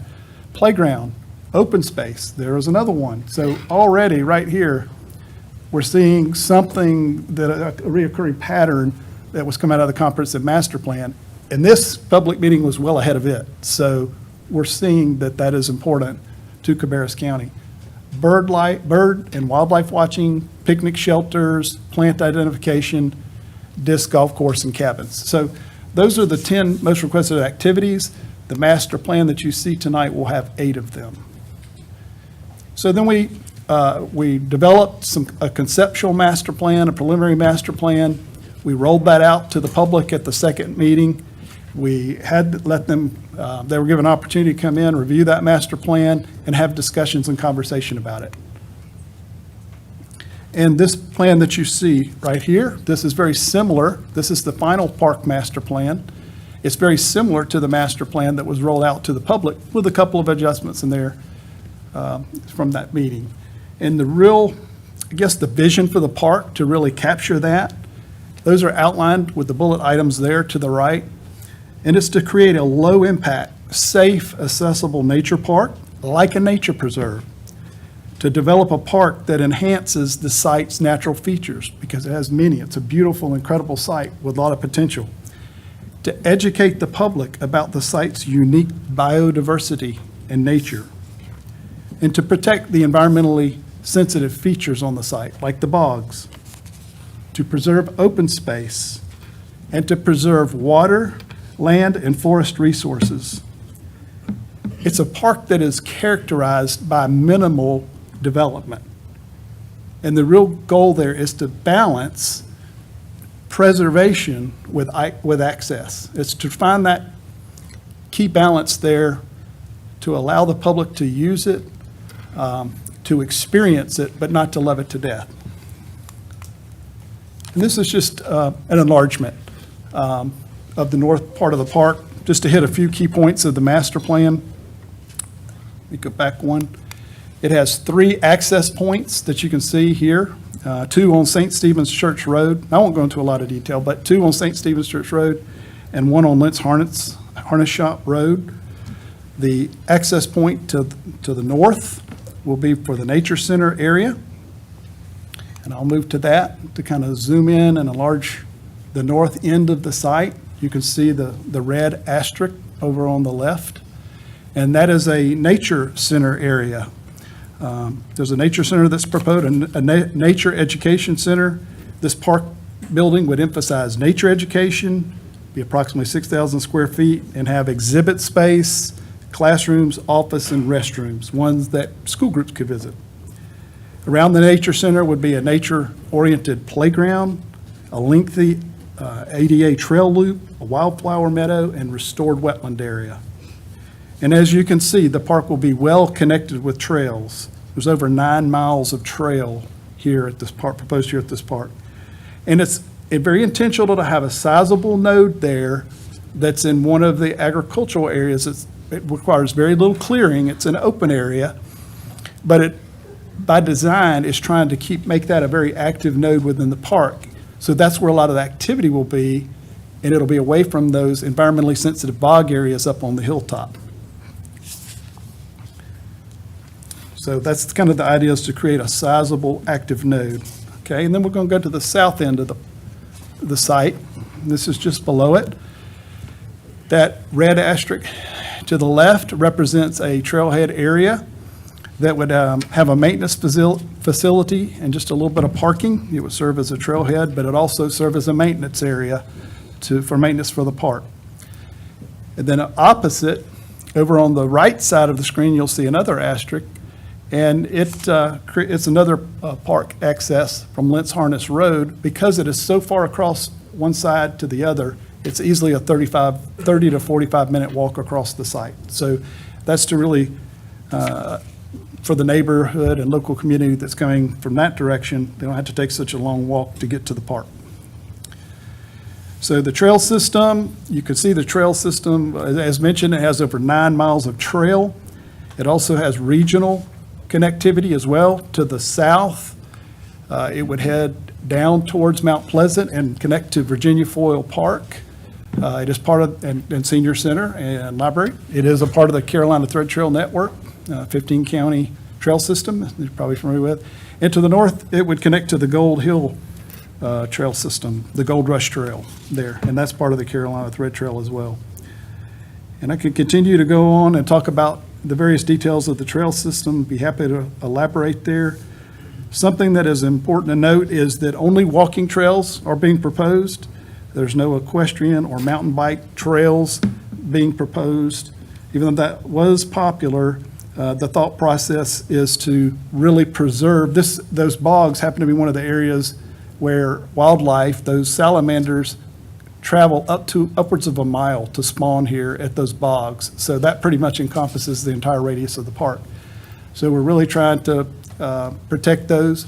There are other equestrian facilities and mountain bike facilities around the area. There are no other spawning grounds that we know of for salamanders, at least in parks. So this park offers something very unique, and it's good to protect that.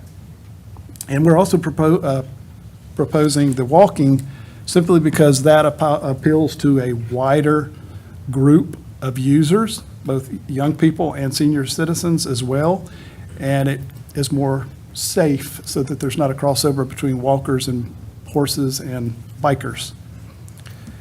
And then also from a maintenance perspective, because the equestrian trails and bikes tend to be harder to maintain parks. And presently, the maintenance staff is 25, 30 minutes away from this park. So that's quite a distance to travel. It needs to be a maintenance-friendly park.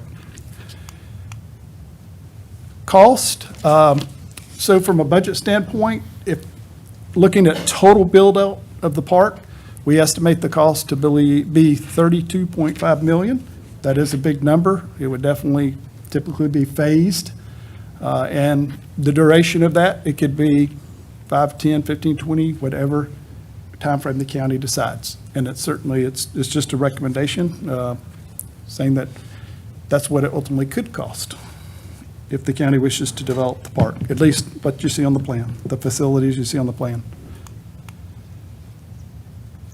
And this gives you just kind of the look and the feel and the character of some of the recommended improvements. This is what a nature center might look like in the northeast corner of the site for environmental education, images of nature-oriented playgrounds, picnic shelters that you see, and even some of the site furnishings can very much be nature-themed. And trails. Most likely could be gravel, could be paved. and we even gave consideration into maintenance. It is a very sizable park and can be a challenge to maintain. So some of the things that were considered is maybe the use of prescribed burning and thinning, native grasses and wildflowers, some of those agricultural fields, as that lease expires, maybe converting to them to some native grasses and wildflowers. And of course, agriculture, that's a great way to generate some revenue and not have to maintain those spaces because the farmer's maintaining them. So with that, we'll open the floor for questions. On the map, it says Nature Center, or Nature Education Center, and under the budget estimate, it says Nature Center Access Area. So is that the same, that's it, the Nature Center is included in that 32.5, is that correct? That's exactly right. That would include the nature center, and we say access area because that is all the stuff around it, like the walking trail, the wildlife meadows, the playground. Okay, It's that whole node. okay. So by topography, and just that lower area is the least adjustment of terrain change, is that lower area. And then as Jeff was mentioning, this is the area where we would send the high density. This is where we're trying to bring all the people to make sure that we are protecting those sensitive areas where the terrain drastically changes as you start to head up that. I mean, it's a small mountain as you go through there. So you have an opportunity there to do just as the master plan is promoting, of providing accessible walking trails. That's one of the longest proposed ADA walking trails that I am familiar with that we would be maintaining. And then you also have other opportunities, but to provide, what he had referenced there was actually an educational opportunity of what one of those bogs looks like without having the concern of destroying the natural bog up on top of the hill. You would have a feature there to give those educational opportunities for a school group there when utilize and love that piece to death and not actually the natural setting that's going on top of the hill. On the site, there happens to be a wetland-like feature down in the lower area. It's not near as nice as the one up top.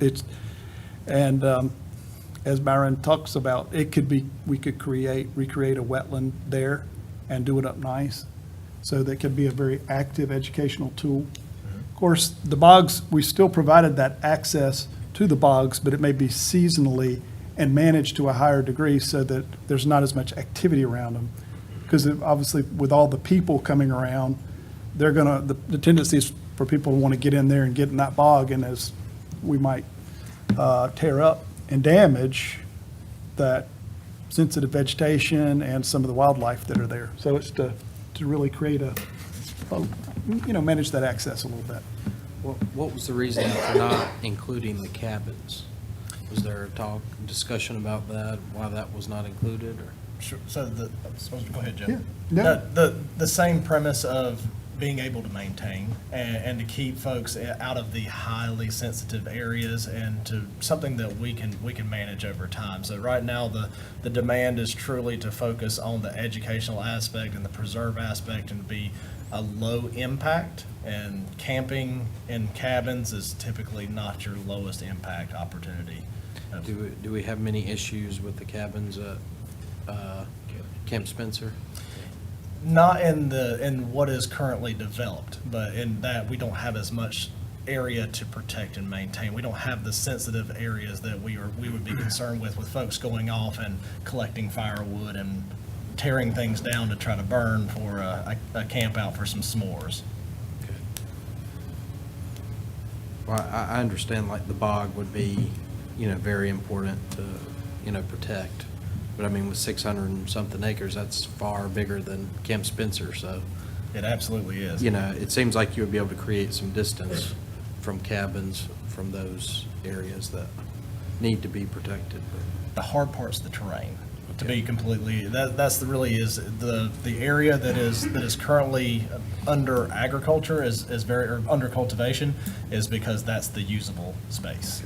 You can definitely move some dirt and make it possible, but the terrain is the biggest fight when you're going through. And so that's why you see the trails meander as much as they do, is you are following the actual line of topography. You're going with the earth instead of fighting against it. And so that's that meander. And then also just the overall design is to keep folks away from those sensitive areas. We have to show it to them, but we don't want to make it to where it is completely loved to death. As Jeff mentioned, you see a down and back to those bogs where they can actually be closed off to the public instead of a constant pass through. So those sensitive times, those breeding seasons, we can actually close off that trail and let nature do what it needs to do instead of having a constant attack from us coming to see it.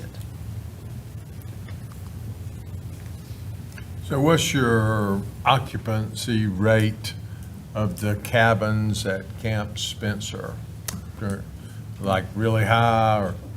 You're looking at, we're constantly increasing, so it's all about the economy, typically is how we see the flux of the cabin use. So right now, with higher rates for everything, our cabin occupancy is extremely high right now. So people are looking for an inexpensive place to have a staycation.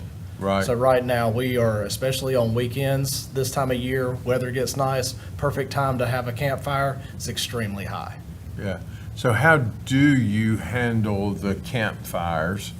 Do you have wood available for people, or do you allow them to go out and forage for their own, or how does that work? Sure.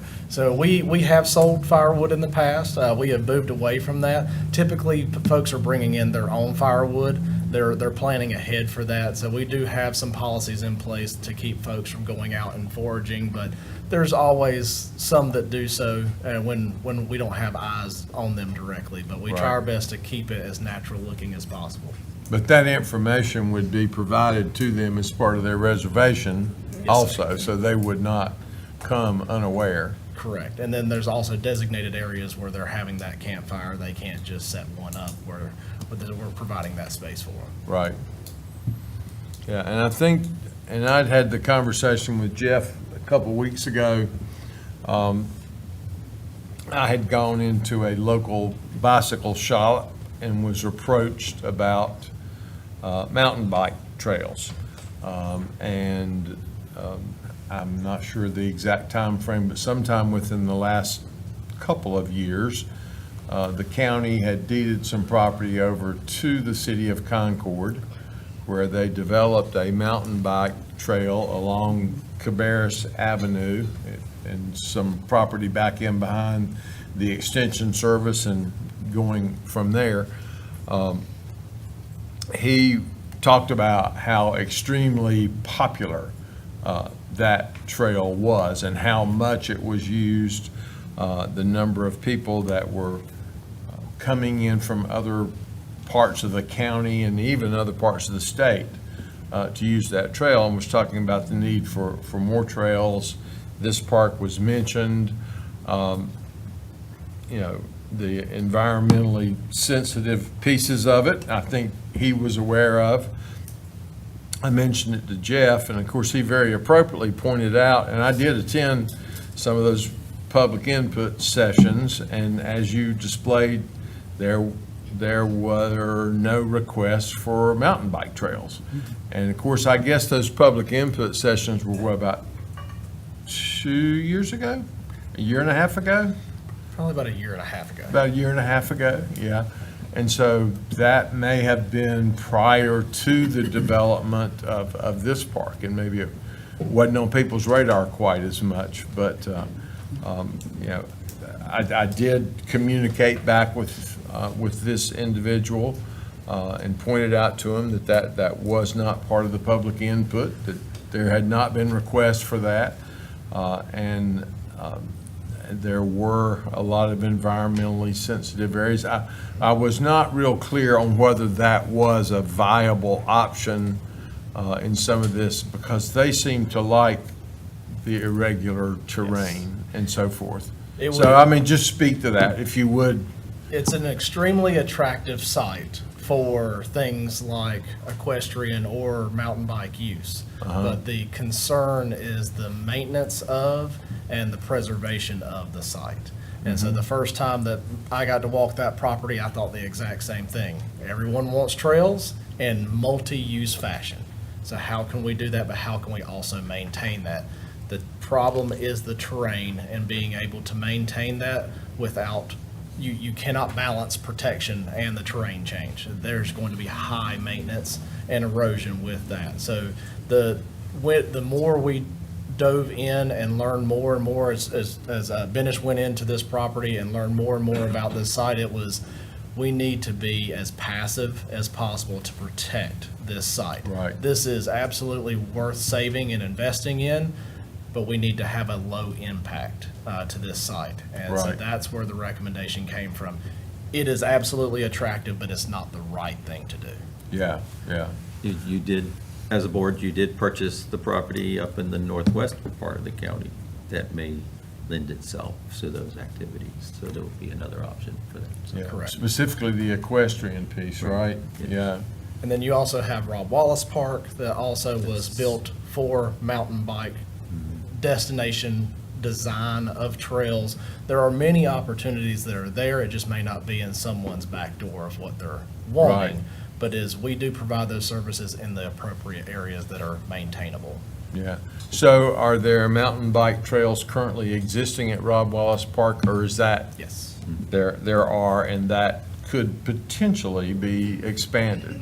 Absolutely. Yeah. You have 4+ miles of mountain bike trail right now at Rob Wallace Park, and then you also have one of the only areas that have what we call a bike skills area, where they can train or learn, maneuver their mountain bikes in ways to experience trails in those extreme fashions. Yeah, so how would you say that Cabarrus County compares with surrounding counties as far as those kind of opportunities? We'll say specifically for mountain bike riding. I feel we could always expand our opportunity but we are definitely on par with other organizations. Our comprehensive master plan that we have finalized and looked at is showing that we are below the national average, but we are in comparison with our surrounding counties. Right. As far as the length of trail, the multi-use of that said trail. It may be natural surface to gravel, crushed concrete, or paved. Right. But we are providing multiple opportunities for our citizens. Yeah. And so as part of this study, did y'all figure out ways that we could do all this for free? Not cost the county any money? Definitely offsetting costs by grant opportunities and other organizations to provide additional linear feet on the ground. That was That's what an they want. excellent answer. That was way better than no. Yeah. You know, kind of adding to what Byron's saying too, a lot of the, as you mentioned, a lot of the more, because we did look at adding some bike trails early in the process. Yes. Those wanted to be down in those flatter areas, which are under cultivation, which the county has a lease agreement for several years. Right. So that presents a little bit of a dilemma there. That land that may be desirable for mountain bikes is committed to for quite a while. So Right. maybe in several years that can be revisited. The other hard part to that is anytime, I was presented at Rob Wallace many years ago of, can you put X amount of miles of trail on this property? I was like, absolutely. But when you do not have tree cover, your maintenance goes through the roof. You need to have coverage because that's where they want to be. But also when you don't have that coverage of shade, the trails are growing as far as grasses and everything else. So high maintenance costs. So when you go into those lower areas, your maintenance increases. When you go up the terrain, your maintenance increases. Right. And so everything pushed us away of saying this truly needs to be a preserve and a low impact. Yeah. Well, I think two messages for the public from this conversation is, number one, when we have public input sessions, it really does make a difference for people to come and participate, and we do pay attention to what they say. Absolutely. As to what their priorities are and that sort of thing. And one that I did not mention, but we also have a design for a campground for Rob Wallace Park as well as a future phase as well. So again, it's all about the right location for that. So that particular location has a 9-acre pond, and then the design is showing cabins, primitive camping, and then also RV camping at that 40-acre parcel, and the entrance and exit and access. So it's the right location, so we do have future capital projects for that particular piece. And we've been looking at contracting that out with management services as well, of folks who want to come in and develop and design a campground and manage it for us, offsetting some of those costs. Quite a good bit more than Camp Spencer, I think. Yes. Yeah. Additional questions or comments? All right, thank you very much. Thank you. Thank you. Okay, commissioners, we are 2 hours into the meeting. We're at down to item 3.6. We added one, so we've done 7 items and we've got 16 yet to go. I don't think the next 16 will be as long as the first ones, but would you like to take a 15-minute break at this point? I see positive head nods. So we will take a 15-minute break and come back at, and this clock says 7, but it's actually 6. So we'll come back at 6:25.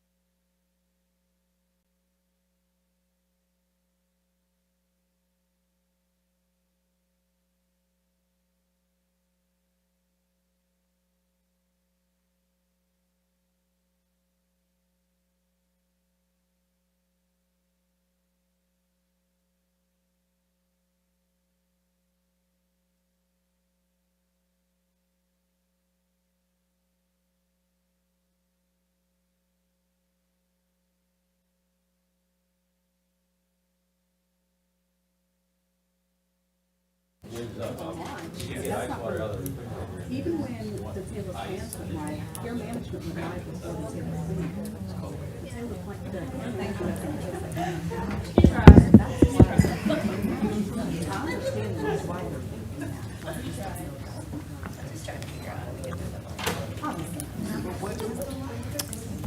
Okay, I think everybody is back with us now, and we will restart the meeting with item 3.7 from Behavioral Health, Hold Harmless Funds Budget Amendment, and I have Dr. Pugh down for that item.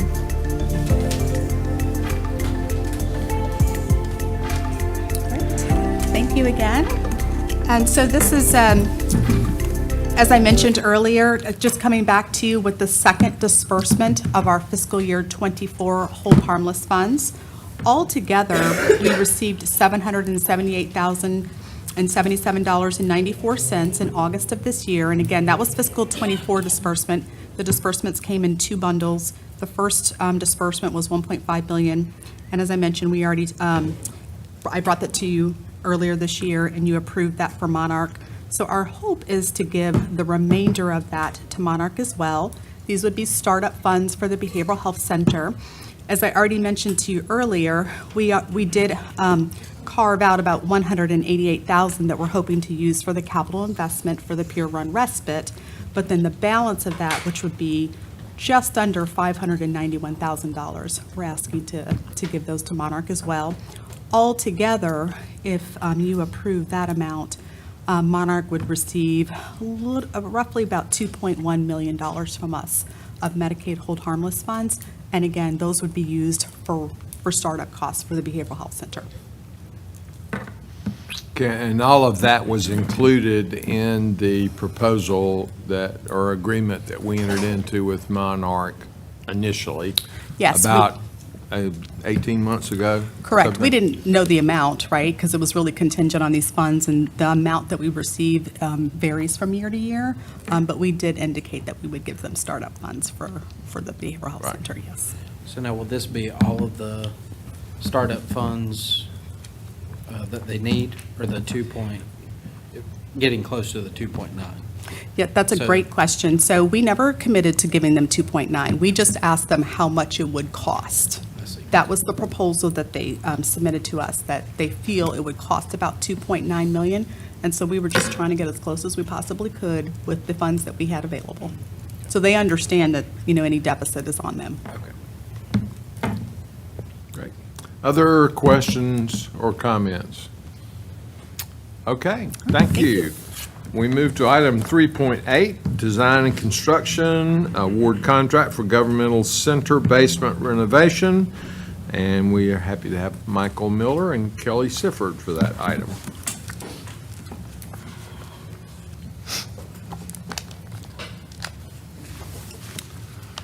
Good evening. This proposed project consists of renovations to the governmental center basement to house the Child Support Division of Social Services. And the Child Support Division would operate more efficiently if it were located in this building in closer proximity to the courthouse versus their current location up at the Human Services Center on Cannon Boulevard in Kannapolis. So renovations related to the HVAC system, air sealing, carpet, and paint are all that are necessary to utilize the currently vacant space in the basement of this building. So we put the project out to bid, and on October 31st, the bids were received for the project, and the low bidder was Lyles Construction at a cost of $138,000. Funding for the project was budgeted this year as part of the PAYGO program. So the requested action at your regular meeting is for a motion to approve the bid and authorize the county manager to execute the contract between Cabarrus County and Lyles Construction, subject to revision by the county attorney. So I'll be glad to try to answer any questions you guys have. The space is where our IT, our infrastructure folks, all the computers, that's where they were until they moved out to their new building on Paris Avenue. So that freed up the space. That's right. Questions or comments? Okay, I think you have the next item as well. Yes, sir.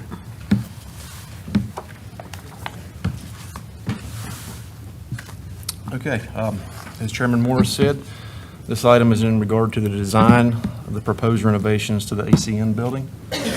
Staff have engaged Creech and Associates to provide the design and construction documents for the ACN building renovation project. This will allow Creech and Associates to create the necessary plans to construct the front service counter, design security measures, design HVAC replacement and related improvements, and the required ADA upgrades to the building, in addition to roofs on both buildings. So this proposal was based on information provided in the facilities condition assessment completed by Dewberry Engineers Incorporated in November of 2023, as well as the feasibility study of the buildings that was completed already by Creech and Associates in November of 2023 also. If approved, this agreement would take us through schematic design, design development, construction documents, and construction administration phases of the entire project. The proposed fee from Creech and Associates is $1,200,000, which is based on a total project budget of $20 million. So the requested action of the board at your regular meeting is for a motion to approve the contract between Cabarrus County and Creech and Associates, and to authorize the county manager to execute a contract on behalf of Cabarrus County, subject to review and revision by the county attorney. Are there any questions? Now, had Creech done the initial assessment? The feasibility study. Right. And Dewberry Engineering did the conditions assessment. Uh-huh. Now, when will they start this process? Because is it correct that ACN employees are still working there at the building currently? They So are. what is the timeline on that? I know there was discussion about renting the building back to ACN. We didn't hear any more about that. So can Yeah, you give they us- are wrapping up. They will probably be out by mid to late November. Okay. They were packing up as we were over there the other day. Yeah, they've begun the move-out process. So now, do we currently own the building? Okay, so it's been closed upon. All right, so now are they renting it from us while they're finishing up, or we're just? They're paying the utilities until they move out, and at which time we'll switch them over to our name, Okay, and so they'll be out, you said mid-November? mid to late November. Okay. And then they'll get started on this, or they can start the process? Well, so the design process is outlined here, which will begin later this month and should be complete by May of 2025. Okay. And then that's the design documentation for maintenance. The design documentation for the renovation portion will go on at the same time. And then construction could begin as early as July of 2025. Okay. And we'll be working with them to try to compress this schedule as much as possible. Yeah, I asked about getting it done quicker, and they said they may be able to shave a month of that process off if they combine the schematic and design development phases. Okay. Other questions or comments? All right. Thank you. Okay, item 3.10, budget amendment for Child Protective Services Emergency Placement Fund. We're happy to have Holly McCallum with us for that item. Good evening. So I also have here with me our Business Operations Director, Suzanne Moose. Our department actually has two budget amendment requests coming forward to the regular meeting. And the first is in relation to our Emergency Placement Fund in the amount of $56,594. This is the Cabarrus County portion of a statewide fund utilized to assist in providing services to children in care with complex behavioral health needs. There is no county match required, so essentially we just need approval to receive that funding from the state, and it's based on reimbursement. So we have up to $56,000. As we use it, we can claim the reimbursement through the state. And the three items in which we can use this funding, one, to provide a retainer fee to providers who provide temporary placement for children in care. We can also use it as a short-term option to provide enhanced rates to providers who keep children with complex behavioral health needs until we find a permanent placement for them through Medicaid leveled funding. So again, no county match, just the ability to draw down these funds from the state. And that's it on that item. Any Questions? Okay, thank you for that. And then inviting Laura up, she's going to cover our next budget amendment item related to our LIFT program.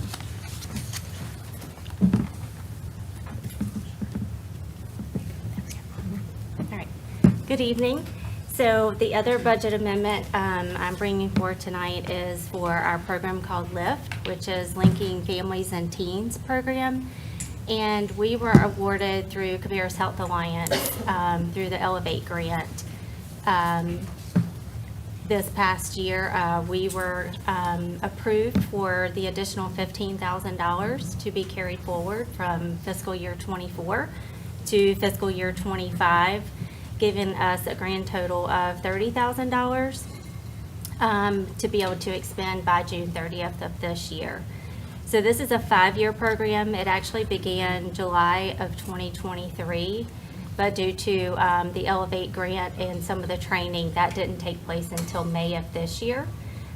So we are on track to spend the $15,000 that we were received from this year, but also are here tonight to request approval for the carry forward from last fiscal year over to this fiscal year. We intend to provide the program to teens and parents based on referrals from DSS, from schools and community partners. And this is an evidence-based program, and it is centered to improve sexual health outcomes for teens, and we're hoping to do that in Cabarrus County through the LIFT program. Okay, questions for Laura? All right, thank you very much. Okay, next is item 3.12 from Emergency Medical Services, Race Car Grant Funds. And I've got down Jimmy and Kara, but I don't believe. I do know Kara's out of town. I'm not sure about Jimmy. Yeah.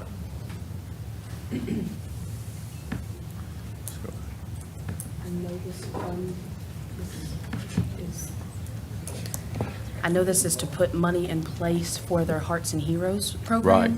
And so this is just to get things in order so that they can pay for their venue ahead of time, and get that set up for February's event. Yeah. That was the movement of this money. Right, yeah. From grant and- funds. Yeah, and that is indicated in our agenda item. This money will be used to reserve the venue for our annual Hearts and Heroes event, which honors lives that have been saved by our CPR efforts. And does anybody have questions concerning that? Okay, all right, then we will move ahead to Human Resources has the next two items, and I think they might want to switch the order around, but that is compensation review and total reward benefits, and we're happy to welcome Lundy for that item. And Ashley. And team. And So- team. Appreciate you letting us switch this around a little bit. So we do have two items for you tonight, and the first one we wanted to start with is the third portion of our total rewards update. That's the topic that we started with you all in the retreat February. We've done 2 rounds already, so we just have a few last items to report out on this evening. So Ashley's going to be talking about advanced holiday hours and military leave. Yes. Yep, so thank you. We are just going to report out what we, kind of the information that we found through our research. And these are, the advanced holiday was one of the last items that we had presented to you guys at the retreat. And then we have military time as something new that we're kind of researching. So we'll talk about that. But again, you can see the count, oh, we have it. I was like, okay, so we have the counties listed above and the local competitors that we always send our information requests to. And so for the advanced holidays, we only heard back from about 8 other entities. And so a lot of other, what we discovered is that a lot of other agencies do not utilize advanced holidays. Can you tell me what that means? Yes, so advanced holidays for this group, for our law enforcement 12-hour group, for EMS 12 hours, child welfare, after hours, and for fire, they have to work on holidays as part of their rotating schedule. So the county gives them a bank of hours at the beginning of the year that they can utilize. So if they have to work on New Year's Day, they can take another day off that week to be with their family if they want to. So we have a bank of time. What we discovered is that most other agencies are just paying the employee on the day of the holiday, whether they work or not. So currently we give those research, we did the research about what others are doing and how many hours they were providing. And you can see the hours that we provide on the screen. So at this time, we're not recommending that we change the implementation of advanced holiday time or the amounts provided. We did a double check on how we do our calculation for holiday, vacation hours, that kind of thing, and we are in line with what others are doing and providing to their staff. So we don't recommend any changes at this time. That's just say 8 out of 17 responded that they do not provide the holiday time and they're paying on the holiday on the day that falls. So our time off holiday calculations are consistent with how other agencies are calculating. So we felt good about what we were doing. Let me just add as well, as Ashley mentioned, because some of the other most of the other jurisdictions who responded were doing something different and actually paying on the holiday. We did take that to our public safety folks just to see what their thoughts were. And unanimously, all 3 of the groups felt like what we do now is in the best interest of our employees, and it would be a negative for our employees if we were to ask them to switch that and start paying for the date of the holiday. They like the advanced time that we do now, so that was the other part of this. We feel it's important from their perspective to keep the advanced holidays in effect. And again, as Ashley said, we don't see any calculation changes we would suggest making. And they also mentioned that they do feel like it helps with their overtime as well. If everybody is not getting paid on the same holiday, if they can kind of move the days around and take them at different times, it helps with their overtime cost. The fire advanced holiday time is a little different, so it's 24 hours.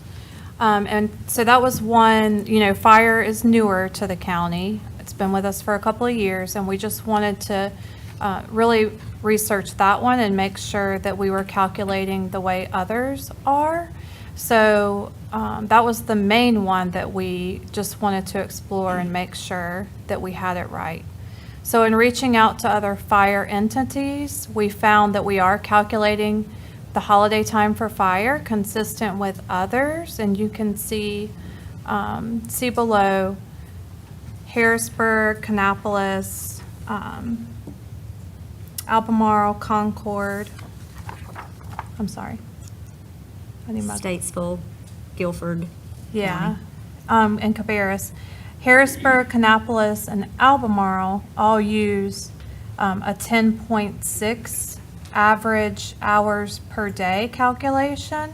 And so in Concord, Statesville, Guilford County, and Cabarrus County use a 12-hour average per day calculation. So we actually do a little bit better than some of the other jurisdictions. I'll just note that a lot of other counties don't have fire unit, so we didn't have the ability to compare these numbers to a lot of other counties, but we were able to get some fire jurisdictions to respond. So again, not recommending any changes with advanced holiday time.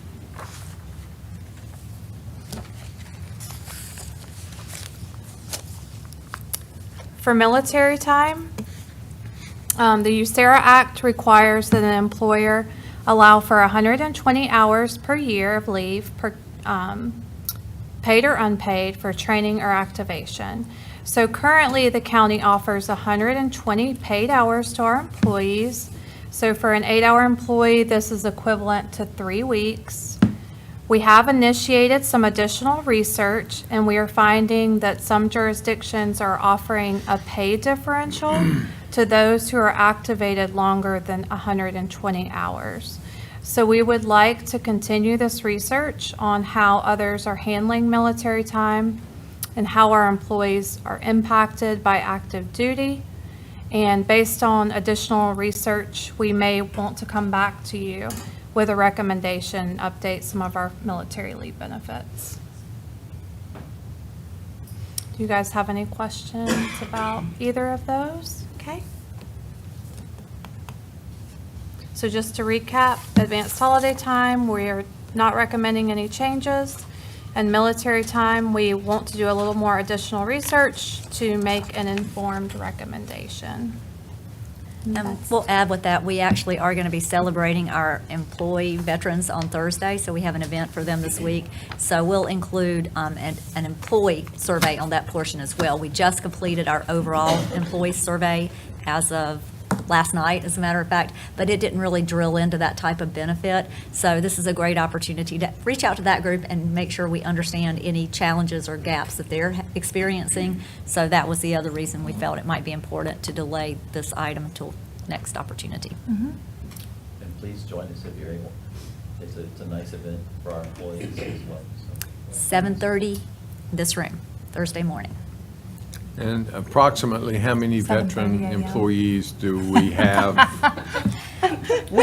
It's breakfast, Tim. Yep, 7:30 to 9-ish, and they usually leave us by 9.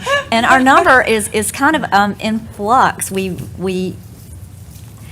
Not every employee self-identifies as a Right. veteran status, so each year it's like we hire new people and we're trying to figure out how many. It's in excess of 40 people, but again, how many can show up, not really sure.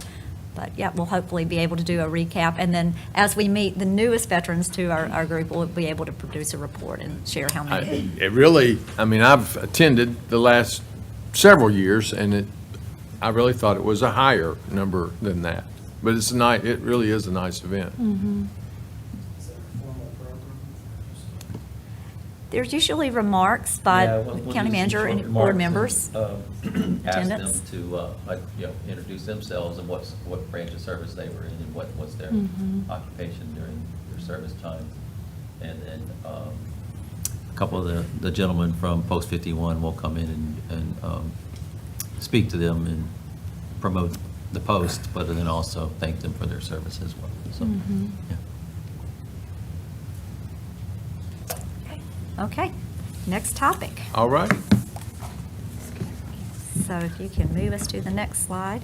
And this is Carrie Ann Simpson. I don't know if you've had a chance to formally meet Carrie Ann, but she's worked with us on this particular project. She's our compensation analyst. So the items that we're bringing to you today, entitled Hot Jobs, and it's been a while since we brought anything to you in that format because we've been doing a very thorough job, I think, of studying our jobs, but there are times when things maybe heat up a little bit outside of those normal windows, and it will be next year before we do the next study. So we did a study on human services, or DSS as it's now called, November of 23. So one of the positions we want to talk about was part of that study. And then we did the general government group just very recently in September, and there's an area of that we also want to talk about a little bit today. So the two position groups, foreign language interpreters, and that's the group in DSS, and then our codes enforcement group out of construction standards. The area we want to talk about there is not the pay per se, it's more about their advancement pathways. So we want to talk just a little bit about those items.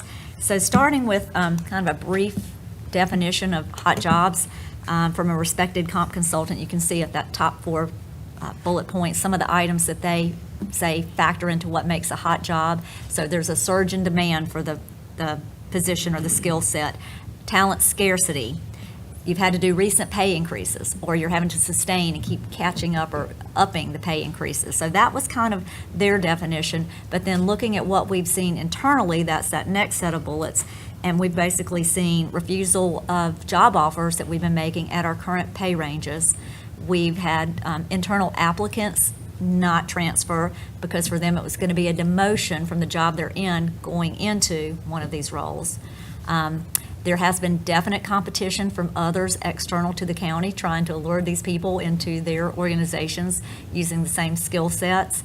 And we expect, at least in one of these situations, that we might have some additional future loss based on a department that's kind of ramping up. They've pulled one, they might pull another.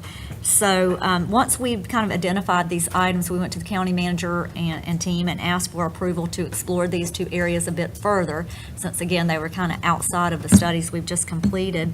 And given permission for that, we took it back to Becky Drotz, who is our compensation consultant who's done the last few studies with us. So these next few slides are just a recap. I don't want to spend too much time. I know it's been a long evening already. So just so you have it in your packets, the market study methodology that she's used for the past studies, we basically were able to go back and utilize her previous data, so we didn't have to engage in a different study. So she's done the specific study to us. The next slide will show you who participated in that for the general government group. And then she's also looking at other market indicators, her other 3 benchmarks I think she pulls in. So again, the methodology is consistent and the same. The next slide shows the participants in the latest general government study. So a good representation. Very county heavy though, kind of opposite to what Ashley was just mentioning about fire services. We probably need to pull in a few cities because one of these areas has some competition from cities at this point, and our general benchmark group is more so on the county side. So I'm going to ask Natalia Weaver to come up with us and talk about the first job. Just to give you a brief bit of background about the positions, what they do for the county, and how beneficial they are to us. And Natalia is our customer service program administrator from DSS. So. Good evening, Commissioners. Thank you for having me here. First, I want to thank you for everything that you've done for our DSS employees. We're really appreciative.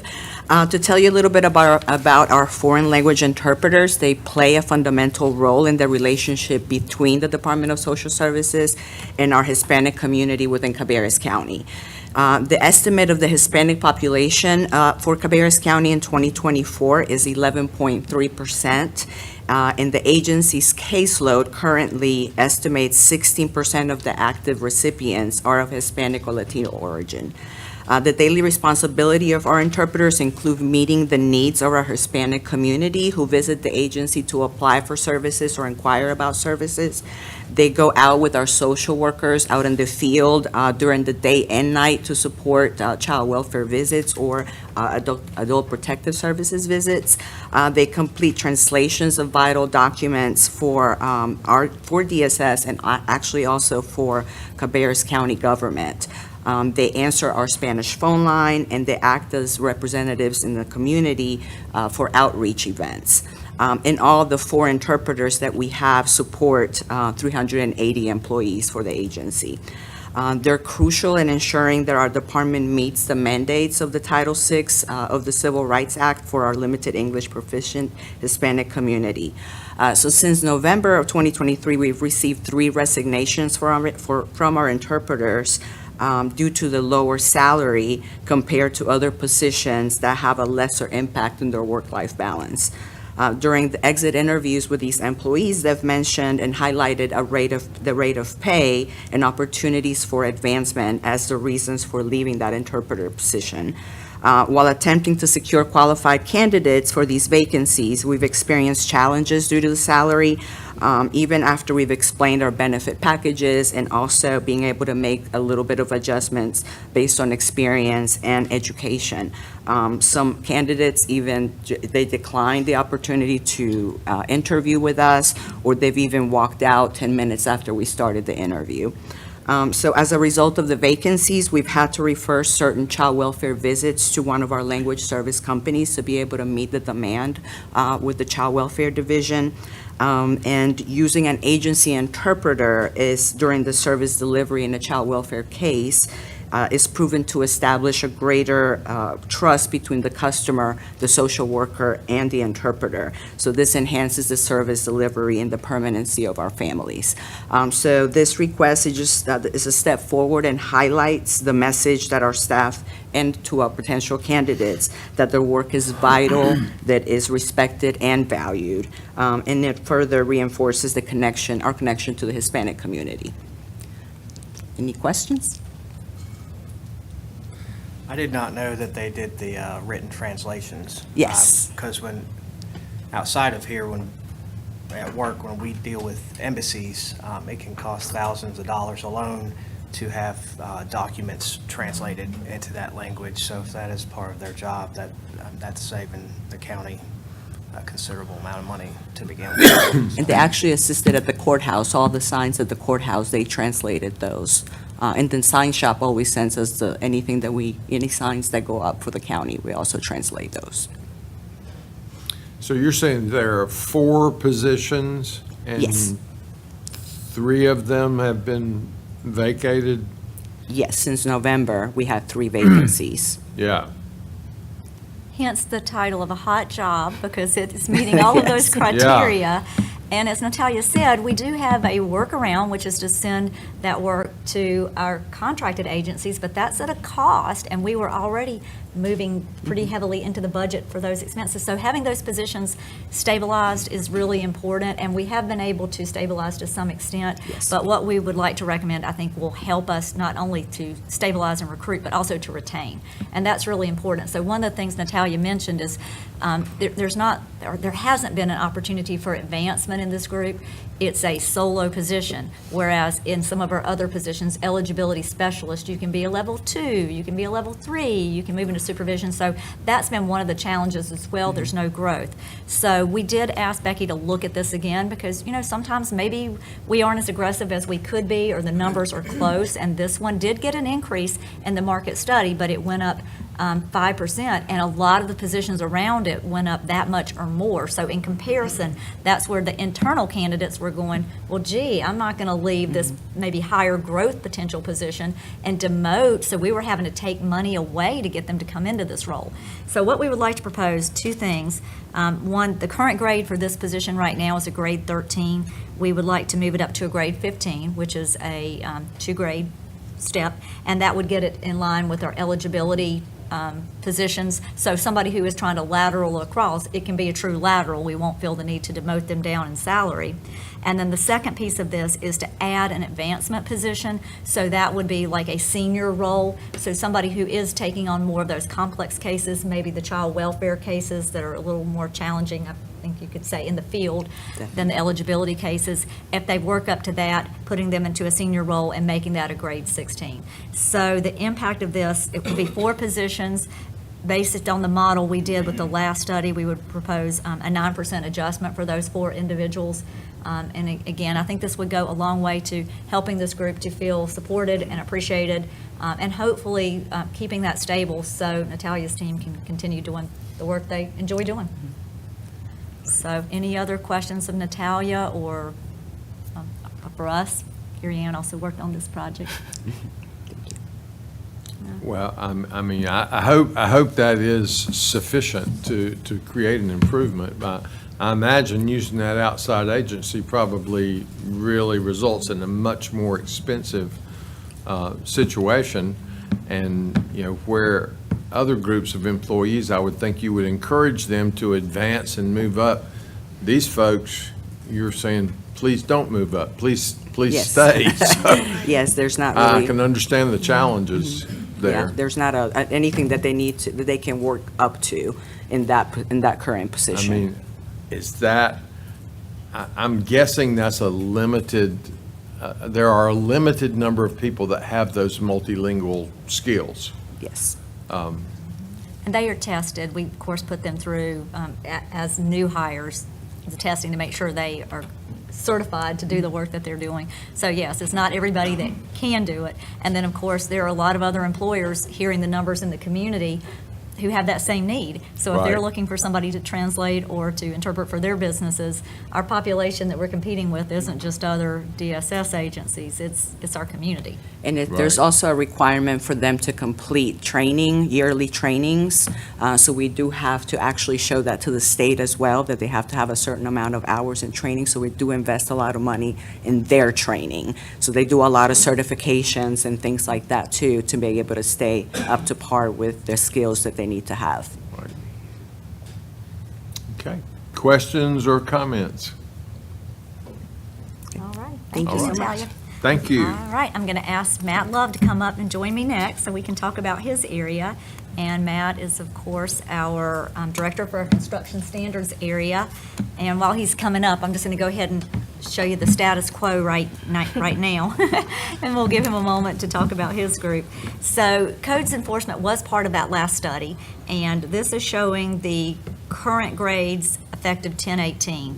And the first version I sent you, I had that a little bit off. It wasn't pulling in Munis. So two of the positions at the bottom did bump up. Just the codes enforcement 3 and the lead codes enforcement officer. The other two positions did not move in that study. Off to the right, you're going to see the requirements, and this is the certification levels that were established back in 2016 as their advancement pathway. And this one kind of hit our radar for several reasons, but we also are having some challenges in retaining our staff, more so than bringing them in. I think Matt can speak to that. We seem to do okay on the entry level, but here the concern is we spend a lot of money investing in these folks and training them up, and as they move into those higher ranks, we don't want the other jurisdictions to snatch them from us. So Matt, maybe you can explain a little bit about your challenges, and then we'll talk about the recommendations here. Sure. So the standard certificates, we have the level 1, level 2, level 3. Those are set by the Department of Insurance, and it's based on the years of experience, amount of work they've done in that trade. So like a level 1 pretty much can inspect anything residential and one-story commercial up to 10,000 square feet. Level 2 inspector can inspect up to 4 stories, 60,000 square feet. And a level 3 inspector can inspect pretty much anything built in the state. And so most of the time when we hire an inspector, they're going to be starting as a probationary codes enforcement officer 1.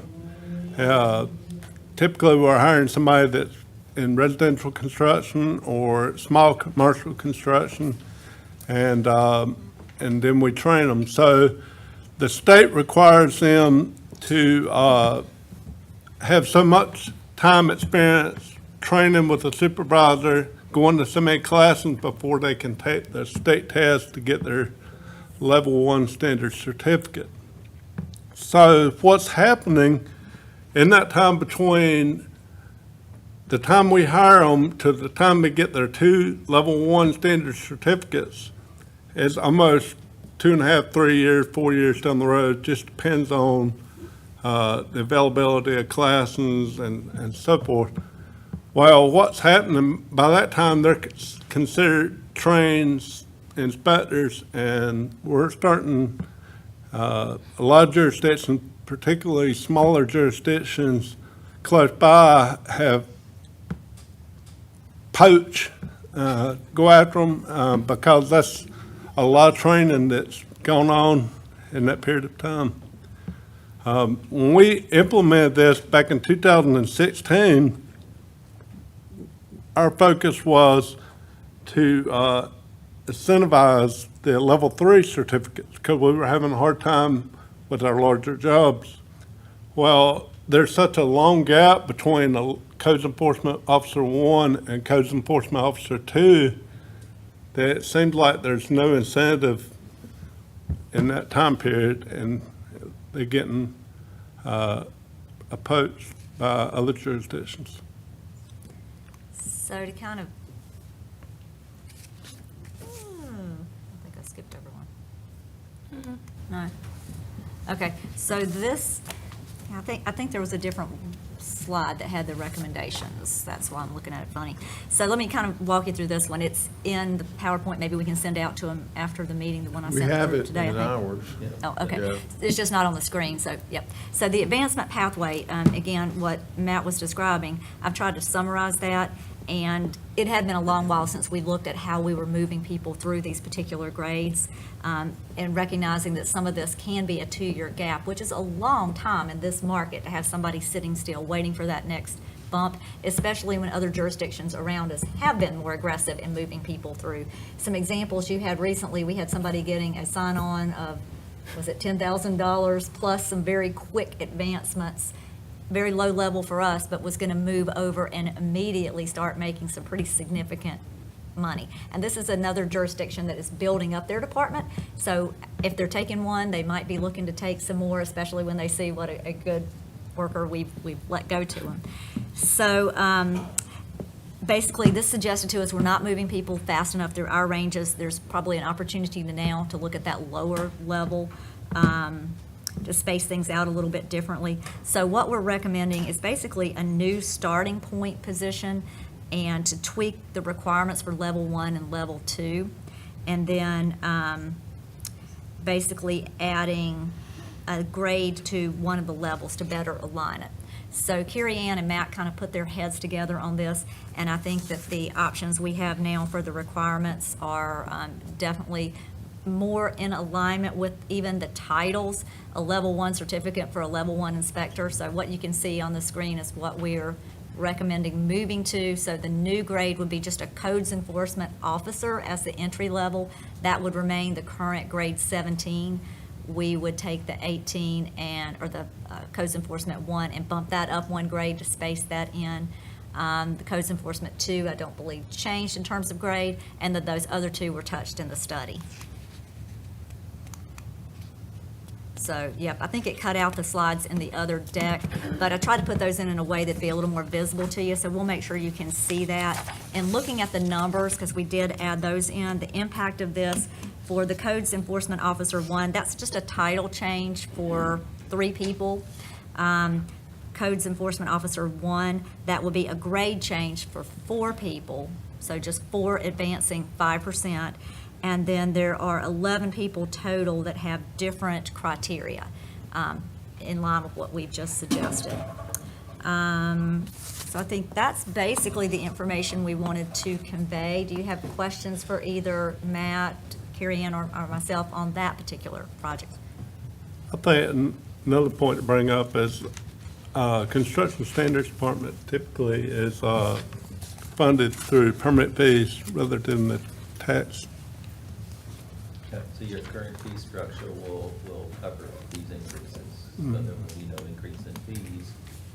Well, we're currently in the process of completing our study with the consultant reviewing our fee study. We're hoping to present that in next month or 2 months to the board, what that's going to look like, but it's not going to be like 30-50% increase. It might be a 2%, 5%, something in that nature. Yeah, but these positions that you're requesting, those increases with your current fee structure, they're covered. Yes, sir. Yes. Okay, anything else for us? No? Thank you. All righty. Appreciate your time this evening. Thank you.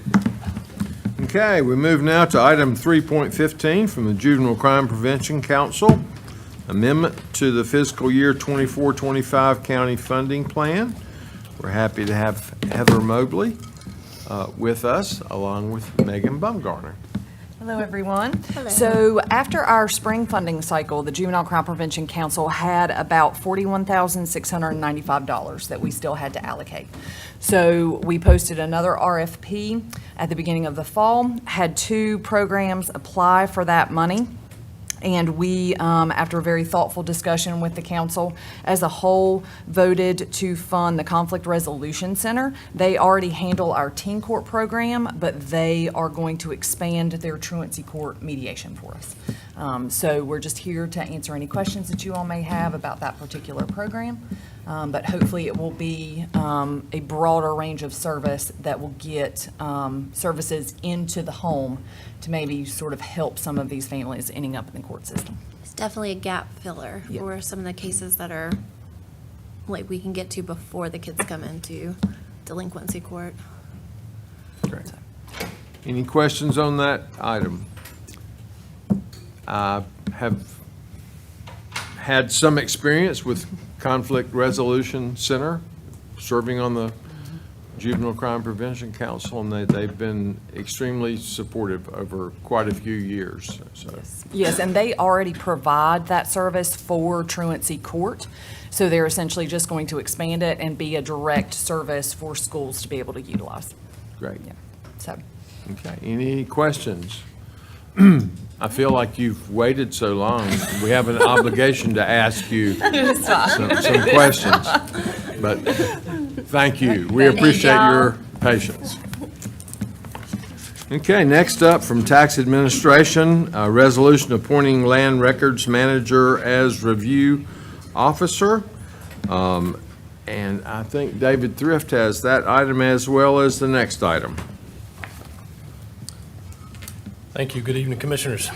2 items tonight. Excuse me. With our retirement of Greg Belk, our long-serving land records manager, with a good succession plan in place, we were able to promote our senior GIS mapper, Andrew Barrier. These 2 items will appoint him as both the plat review officer and then special boundary commissioner. So I'll read these resolutions and ask for your approval then. So first, a resolution appointing the land records manager as the review officer for Cabarrus County. Whereas Cabarrus County and the municipalities within the county have regulations governing the subdivision of land, and whereas General Statute 47-30.2 requires the Board of Commissioners of each county to designate by name one or more persons experienced in mapping or land records management as a review officer. Whereas the statute indicates that where feasible, the review officer be certified as a property mapper pursuant to General Statute 147-54.4.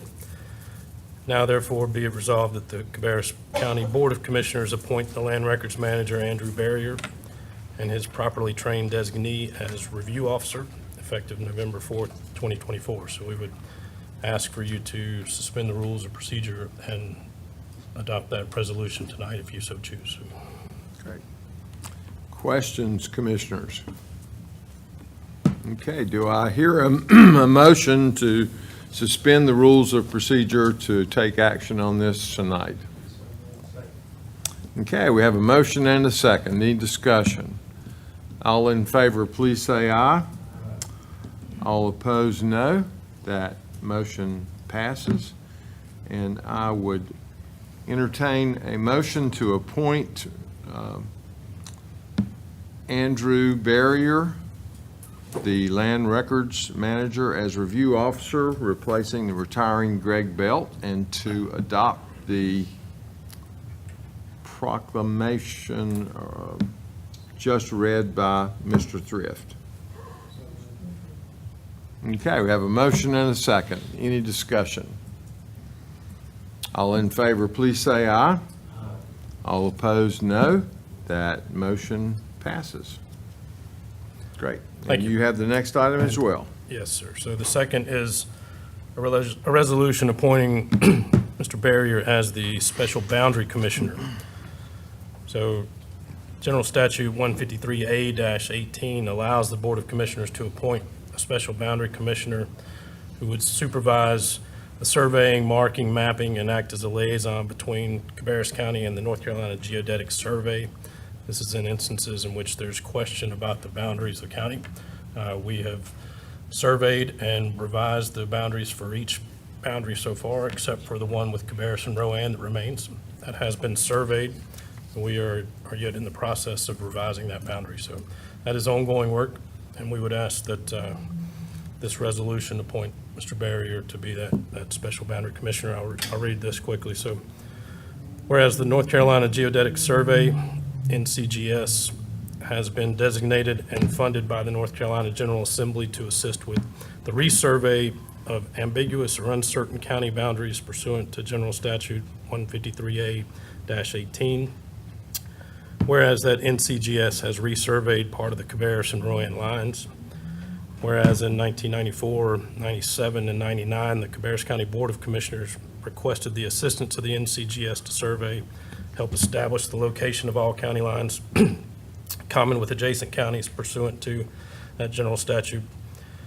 Whereas pursuant to General Statute 153A-18, a special boundary commissioner for Cabarrus County may be appointed by the county to supervise that surveying, marking, mapping, and to act as a liaison between Cabarrus County and the NCGS. Whereas Greg Belk, the special boundary commissioner for Cabarrus County, has retired from duty, turned over all materials relevant to the county boundary to Andrew Barrier, the current land records manager for Cabarrus County. Now therefore be it resolved that the Cabarrus County Board of Commissioners authorize Andrew Barrier in replacement of Greg Belk to commission the survey of the boundary between Rowan and Cabarrus counties. And once again, we would ask that you suspend the rules of procedure and approve that resolution this evening. Okay, do I hear a motion to suspend the rules? We have a motion and a second. Any discussion? All in favor, please say aye. All opposed, no. That motion passes, and would entertain a motion to adopt the resolution to appoint special boundary commissioner as just presented. Okay, we have a motion and a second. Is there any discussion? All in favor, please say aye. All opposed, no. That motion passes. Thank you. Thank you very much. Congratulations to Mr. Belk on his retirement. I did not know about that until tonight. We'll let him know. Yes. He wanted to keep it quiet. Yeah, sounds, well, he was successful. Okay, next is item 3.18. That is appointments to boards and committees. You all have a list of those before you. Does anybody have any questions or comments on those items? Hearing none, we will move to item 3.19. Resolution amending the Board of Commissioners 2024 meeting schedule. And Lauren, there's undoubtedly there was some change, or this is just the overall?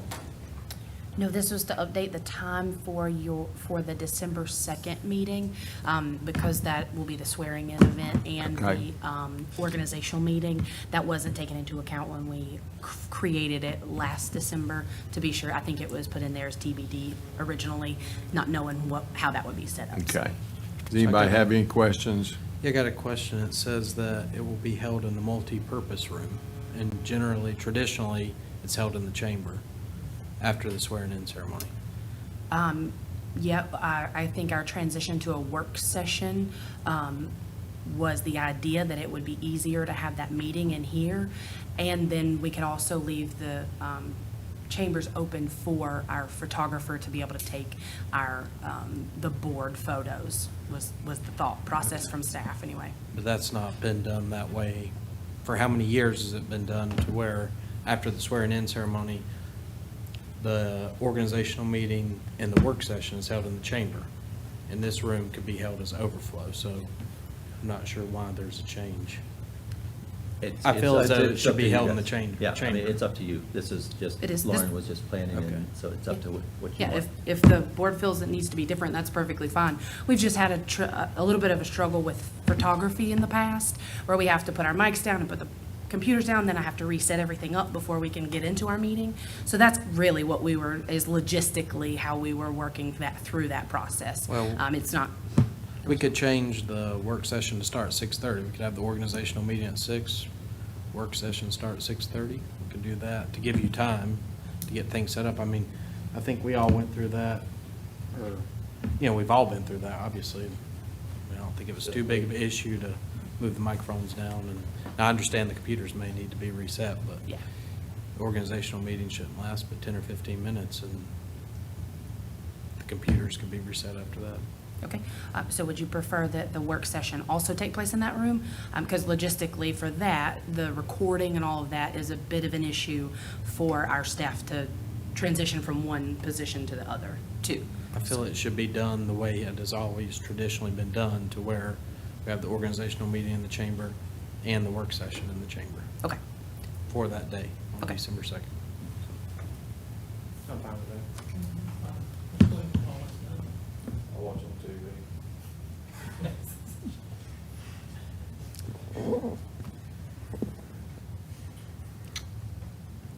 Okay, so you will make those changes, and that will appear on our consent agenda with those changes. Excellent. Okay, we move to item 3.20, opioid settlement strategic funding plan update, and Dr. Pugh will handle that one. Mr. Chairman, would you mind if we go back just for a second to 3.12, the EMS item? I've got some updated information. Certainly. That's the race cars Yes.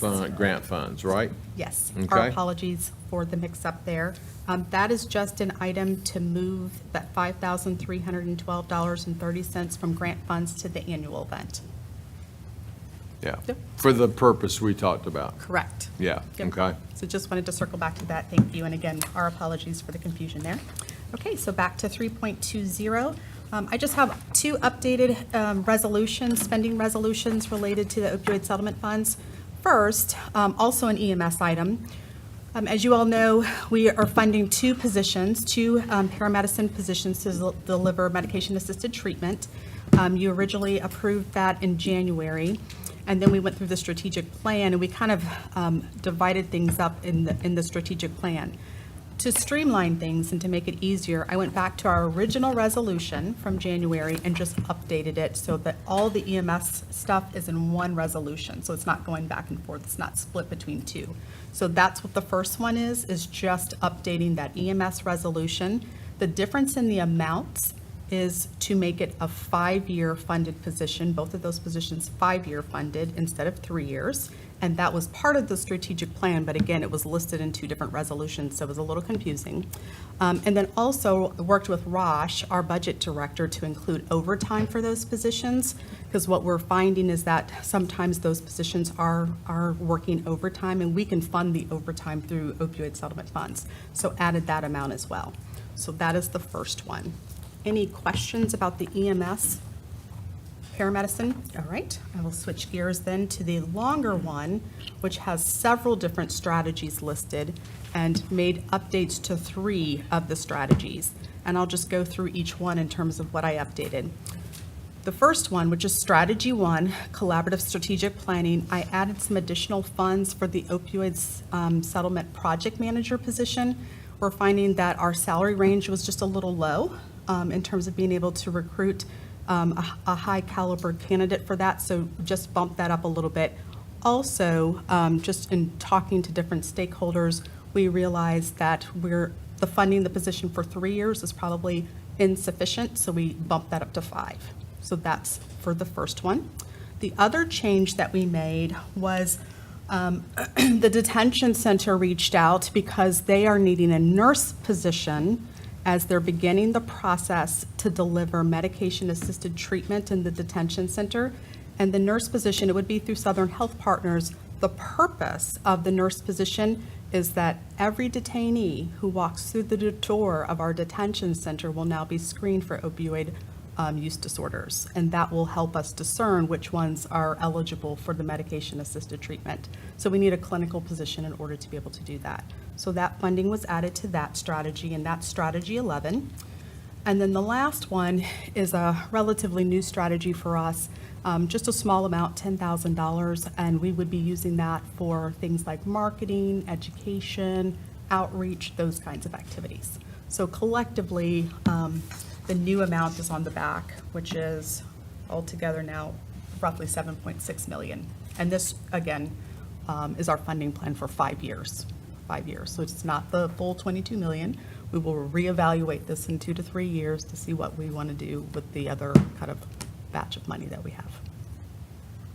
Any questions that I can? A little bit confused on the last page of the one I'm looking at. It says the total amount of the request outlined above named is 6.5 million. Thank you, sir. Just sent that update to Lauren today. That's not on Lauren, that's on me, and the information that I was getting from the So detention the amount you center. just read out is That is correct? correct. Okay. Yes, sir. I just Thank wasn't you for sure of the clarifying that. discrepancy. So 6.5 is an increase to 7.6? The original, yes, that's correct. That's correct. Yep. And that's collectively for everything that I just mentioned. The additional funds for the opioid settlement project manager, a nurse position, which wasn't in there before at all. So that's funding for that nurse position for 5 years. And then those funds for outreach, marketing, campaigning, that kind of thing. Yeah, so the bulk of this was already approved, and these are just the changes. Gotcha. That's correct.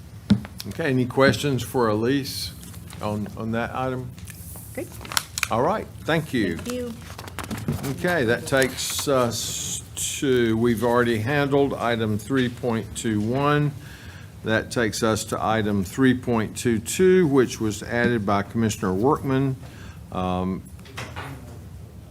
Do what? We got one more before that. Am I skipping one on the recovery grant. end of the page before? Recovery grant. Well, on the computer, it's recovery grant update. What's the number of it? Okay, never mind. a That's different in section. that's in the next section. I apologize. Yeah, I was looking at okay. the computer and not the paper. Very good. Okay, so in the last item in discussion items for action is the one requested by Commissioner Workman regarding the behavioral health facility, item 3.22. So I will turn the floor over to you.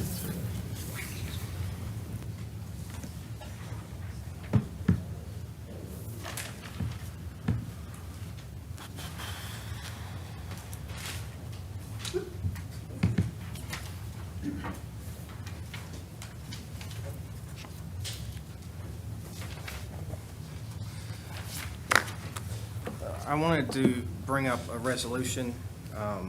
I'm just going to read it and then open the floor for discussion.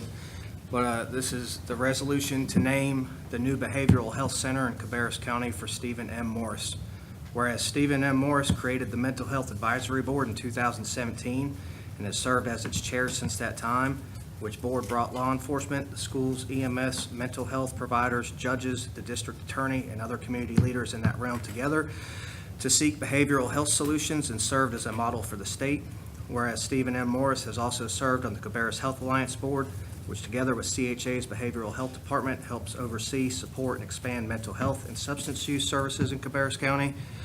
Whereas Stephen M. Morris, through his work as chair of the Cabarrus County Board of Commissioners, secured the investment of over $11 million in organizations providing mental health services to Cabarrus residents, including funding a behavioral health holding unit at Atrium Health Cabarrus, jail-based behavioral health clinicians, and hiring the county's first behavioral health director. Whereas the Cabarrus County Board of Commissioners received NCPHA Partners in Public Health Award in 2023 for their contributions to public health, including behavioral health care. Whereas Stephen M. Morris was instrumental in advocating for the North Carolina General Assembly to allocate over $32 million for a regional behavioral health facility in Cabarrus County for both juvenile and adult patients. Whereas Stephen M. Morris has been a driving force to see that this new facility would become a reality in the location in the county that would make the most sense for it. And whereas Stephen M. Morris has served 12 years as a member of the Board of Commissioners, including 10 years as chairman of that board, during which time Stephen M. Morris recognized the need for community awareness and improvements to the mental health of citizens in Cabarrus County. Now therefore be it resolved that the Cabarrus County Board of Commissioners resolves to name this new behavioral health center for the Stephen M. Morris Behavioral Health Center, and to not change the name of such facility for so long as it is in existence. And that is the discussion on it, and open it up to comments. As for me, you have been probably the biggest cheerleader for mental health, to get it here, to really put it on the map for us, and I think it's a fitting honor, and that's why I asked this to be done. So that's where I'm at. Kenny, are you bringing this resolution as a motion? Do we adopt it? I do plan on doing that after everybody has a chance to speak. So, I want to ask one last question. I know you got in here that it can't be changed, but what legal right, I mean, does the next board that comes in December have the right to change it? Is that illegal? I mean, do we have someone can answer that question? I think, is Rich online with us? Yes, I am. Can you hear me? Yes, sir, we can hear you. Did you hear my question? Yes, I did. I think it's an open question as to whether the board can change it later on. If this resolution passes under the wording that you have in front of you, I think there would be a restriction on changing it pursuant to the restriction that's contained in that resolution. Because it just says, as I understand it, that it can't be changed so long as the facility is still in existence. So there's a limitation on that.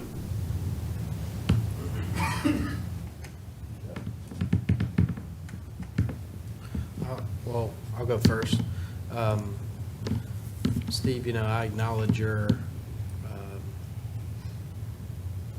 pursuance on this, and obviously, there's some good information that, you have worked hard to secure funding for this facility, and been a leader of mental health, I guess, pursuance of the county of bringing that to the forefront. So, we appreciate that. Thank you. And, it's commendable that you have done that for our community, and thank you. Generally, tradition in the past, buildings are not named after individuals unless they're deceased or passed on. And, that's the way I've always seen in the past, is that facilities are generally not named after individuals while they're still alive. Because you can run into a whole host of issues, just as we did with the Cabarrus Health Alliance and our state senator at the time. He ended up serving time in prison, and his name was on the side of the Cabarrus Health Alliance building, and so we run into a situation there. So I'm not saying that's going to happen to you, but just traditionally, that's why boards and towns and cities, I'm not saying that it's always happened that way, because clearly the airport out in Concord is named after the former mayor who is still living, but like I said, that breaks tradition, that generally things are named after individuals as they have passed on. So, I appreciate everything you've done, Steve, for this. Thank you. But I don't know if naming the building after him would be appropriate. Go ahead. And I thought about that. I looked at that as well.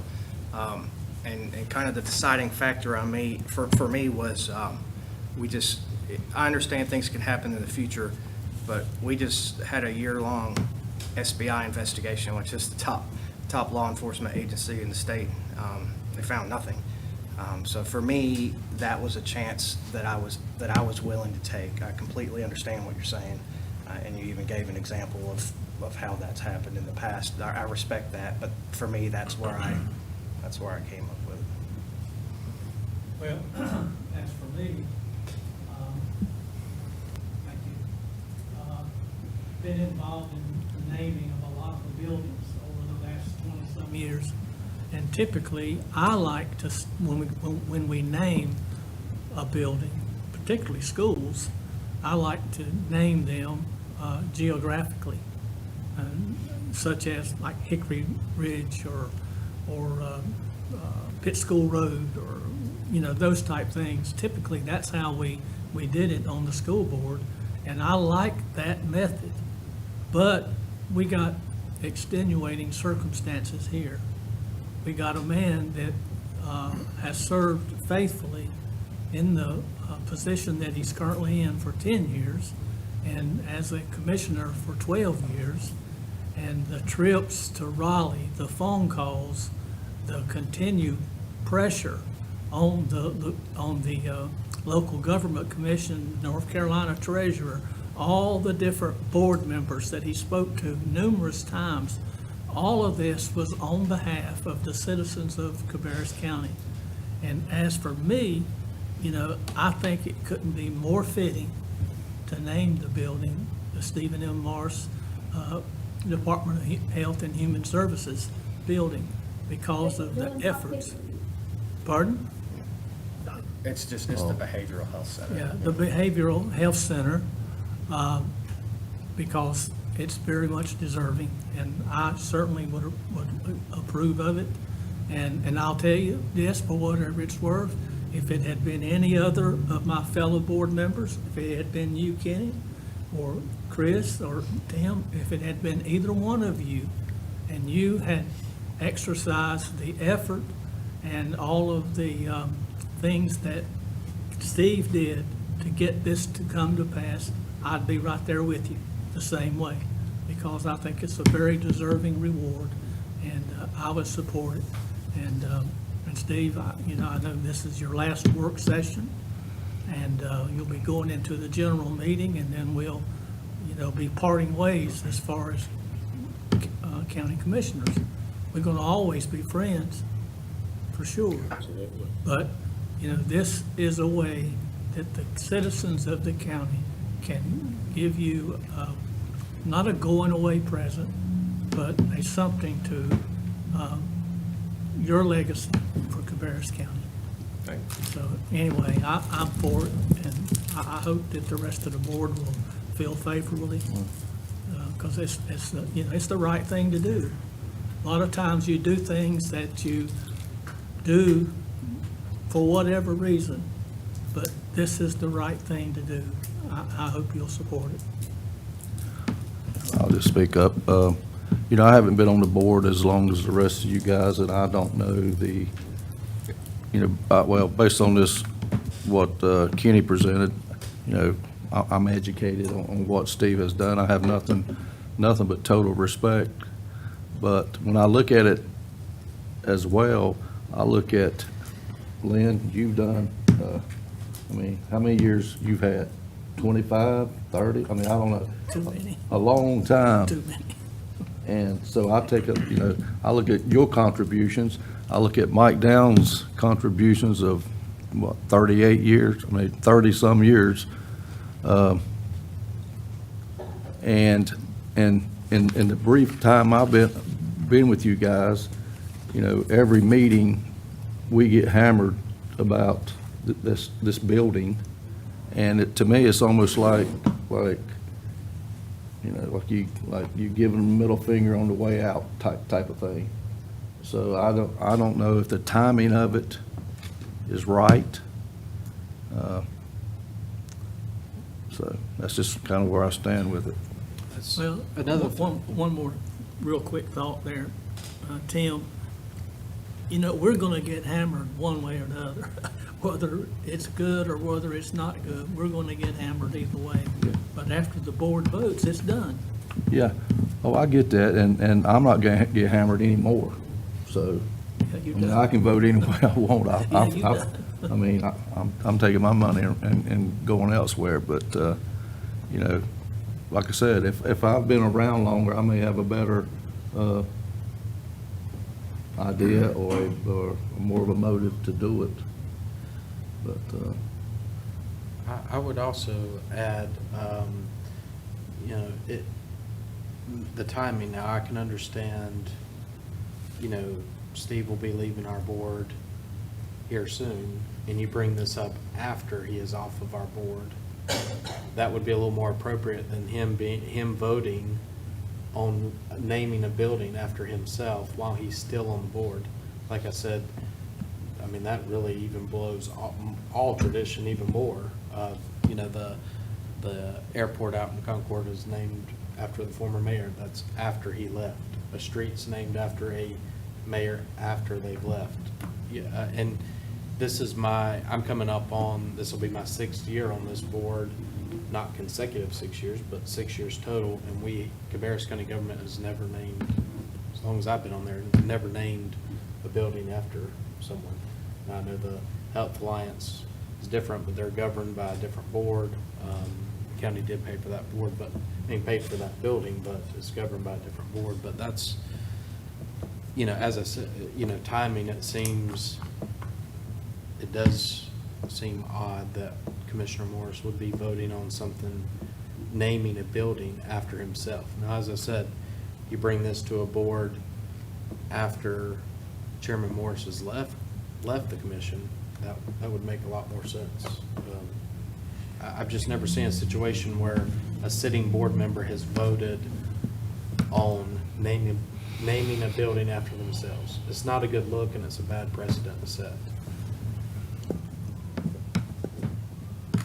And the timing for this is because the groundbreaking for this facility is November 20th. November 18th is our next meeting, and that won't give people enough time if they would like to incorporate that into their comments for the groundbreaking. That's the sole purpose of now. I understand what you're saying. So is it appropriate for a board member to vote on naming a building after themselves?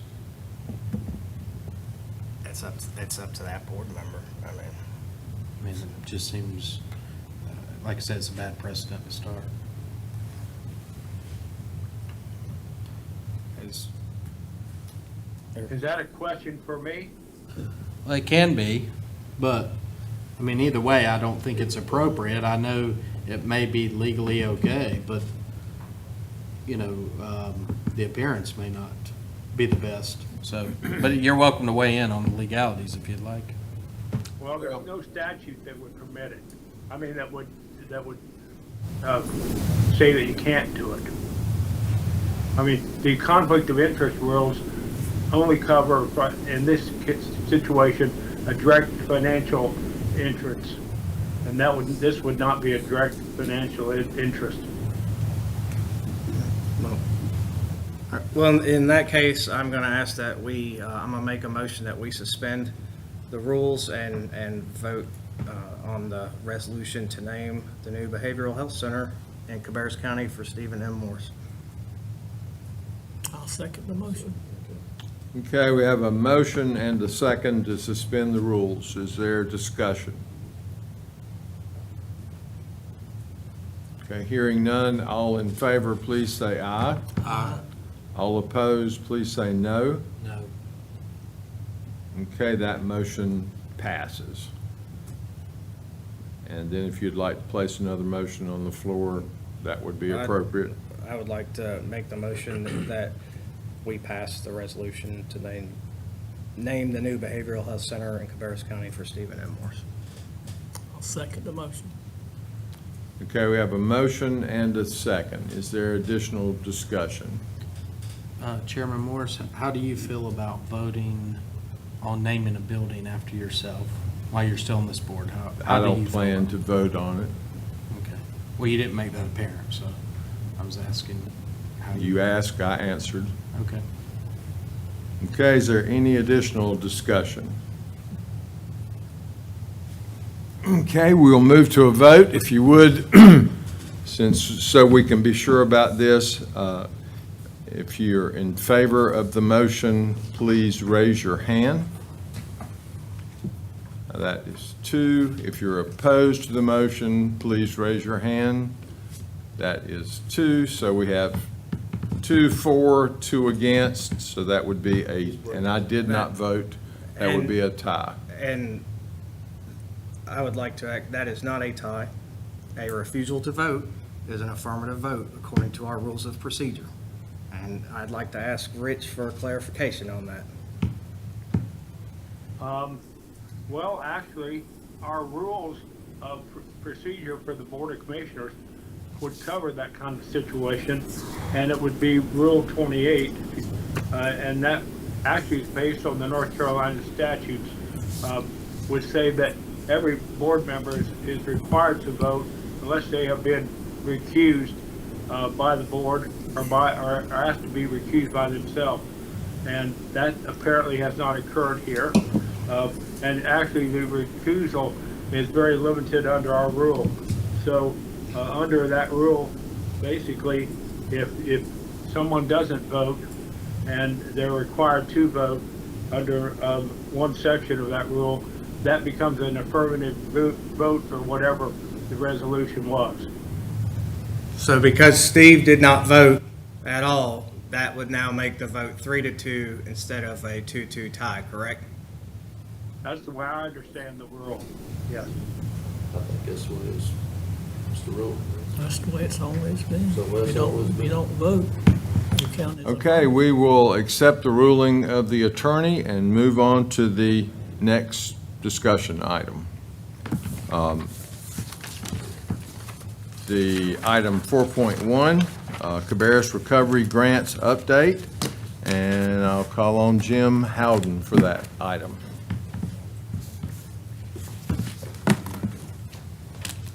Good evening, Commissioners. It's been a long night. Why? Go. So what we're here to talk about is the reallocation of the ARPA funds that we believe will not be spent by December of 2026, sorry.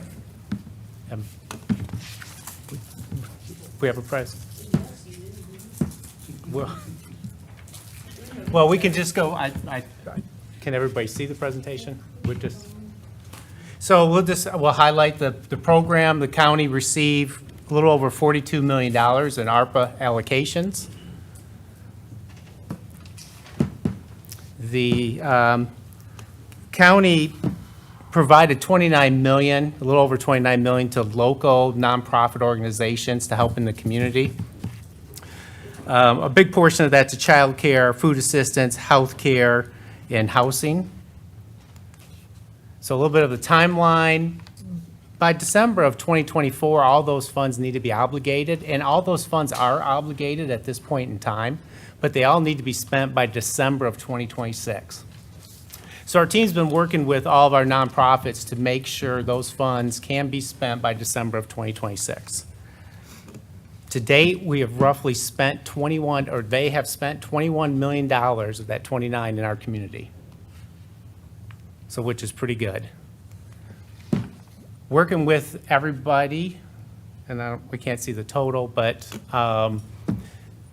we believe the remaining $8 million, $829,630 will not be spent, and that's the funds we would like to allocate.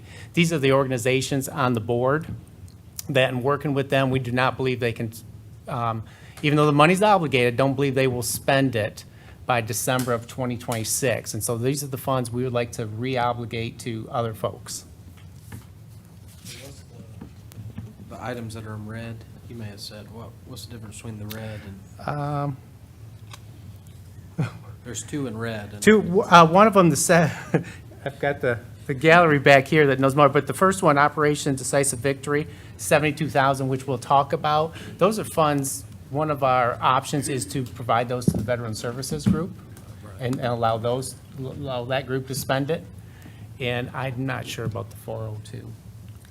Genesis New Beginnings, they have a BA going through finance right now, and so once that financial adjustment is made in the system, then we will have the final total number. This is an estimate at this time. So what's the purpose of the two highlighted in red versus the others? Just to denote that we're not entirely certain about the Okay. 402 number, and then the 72,000 will come into play as far as the recommendation for reallocation. We would present to the board that 72,000 be earmarked for veteran services, rather than going towards another So reallocation option. The Amazing Grace advocacy for $6, we're sure that's $6. That's why it's not Correct. red. Yes, sir. Okay. Correct. I just want to make sure I understand. that Yeah. one. Okay. Yes, sir. And so to be clear, the Rise to Thrive has been allocated $494,000 that they're not going to be able to, that they're not going to spend before the deadline. Correct. Okay. So we did reach out to the groups that we felt did a real good job of spending their money and have shown that they could spend it. They have roughly, as you can see, almost $3 million in request. Actually, the request was roughly $9 million, But 6 million of that was personnel costs, and we believe at this point in time, they need to be funding personnel costs with their own funding, and we should only be looking at one-time type expenditures. So we have almost $3 million here from these groups that could use that 800,000 if we so want to allocate it.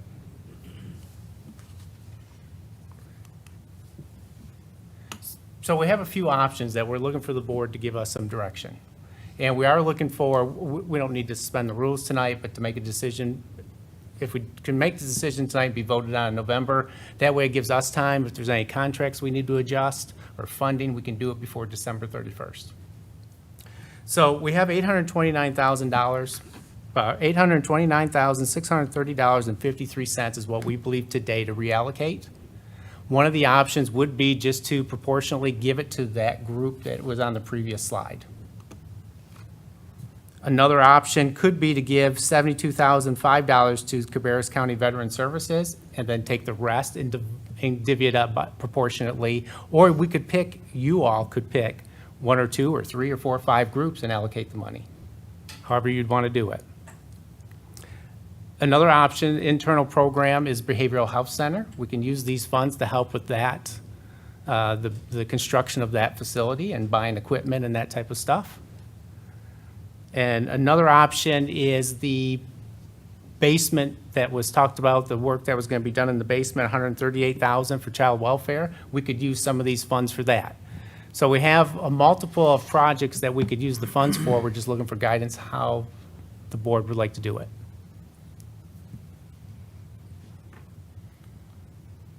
So my computer has started doing funny things. But the 2.9 million, that's just everybody that has asked for more. Yes, sir. Yeah, and so you have not presented any kind of recommendation about other than those options? That is correct. Gotcha, okay.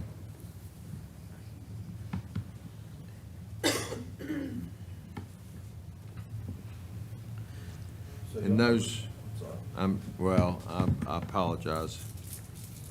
I can't get my screen to work right again. If you wanted to go internal projects, again, we do have the governmental center basement remodel. We could provide to the Cabarrus County Veteran Services and the remainder to the behavioral health facility. And those would be just internal projects that we could use the funds for. And we would be able to use that, so if we moved money, or if we use money, the remaining money for the behavioral health center or the governmental center basement remodel, or both of those, we can basically use it unrestricted, because isn't there a timeline that has to be spent?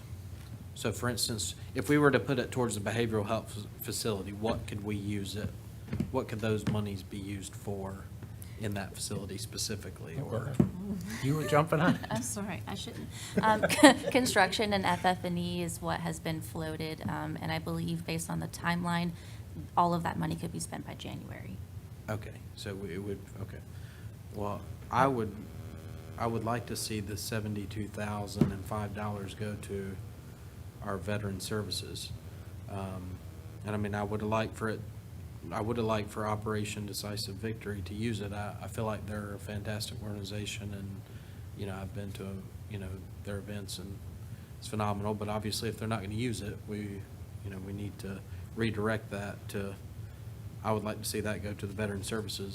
And the remaining amount, I would like to see go to the behavioral health facility or the governmental center basement remodel.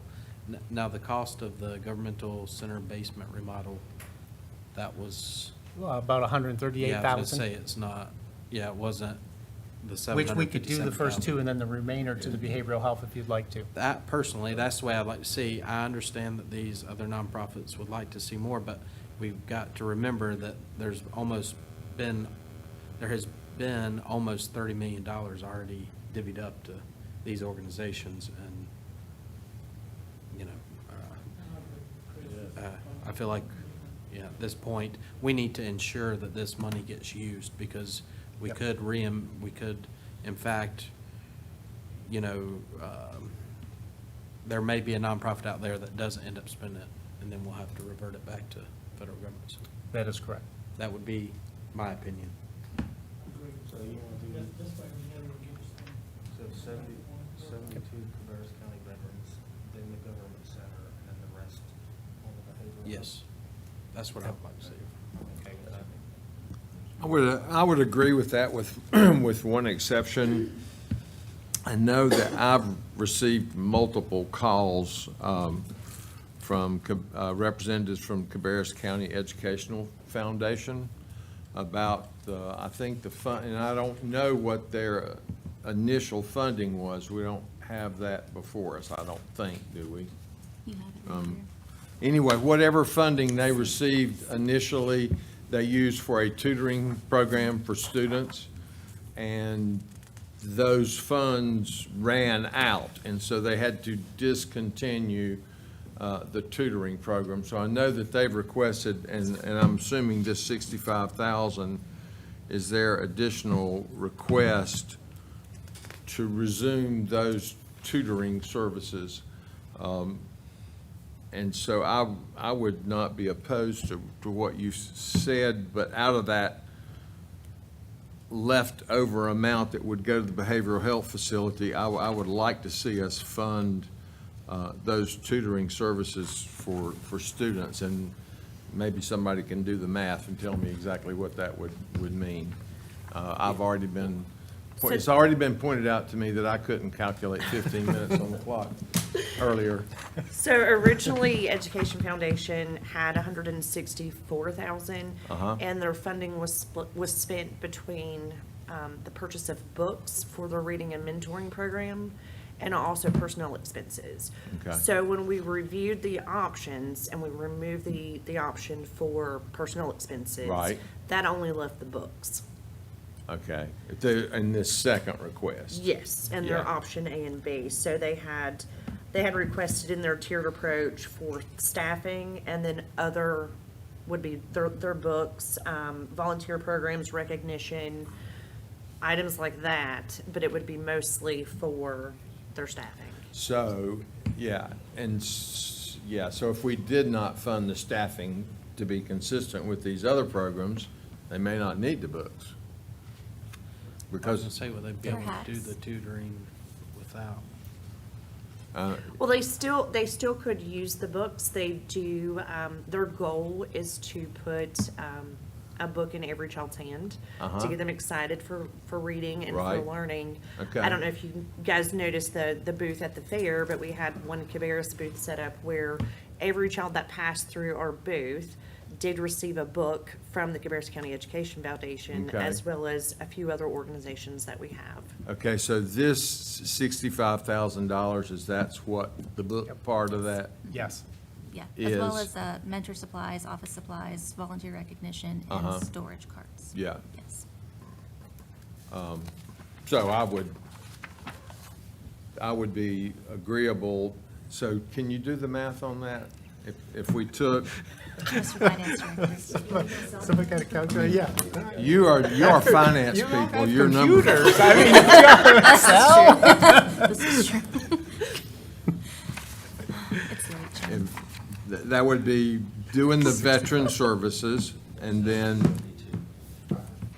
that would go to them. That's kind of a wash from that one item, and then the 757, so that roughly would put $700,000 towards, Well, the governmental center basement remodel was 138,000. 138,000. It was, you had said the 757, 625 would go to both, either or both of both. those projects.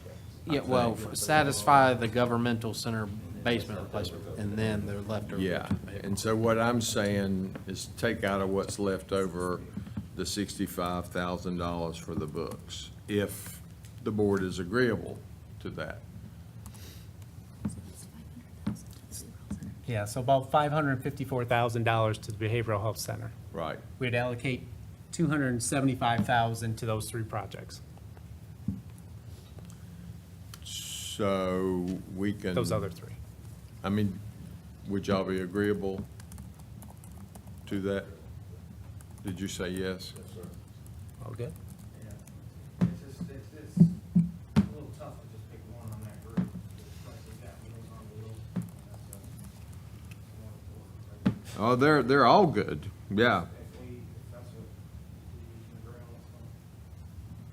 on, as long as the government setup is done first, and then. Yeah, so the veterans, we agreed on that.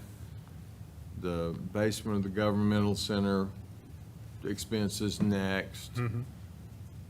The 65 or 65, 485, 21 for books, and the balance to the behavioral health center. Okay. Is everybody, are you okay with that, or? Are we absolutely sure that they can spend that 65,000? By 2026. Yeah, we believe they can. Now, alternatively,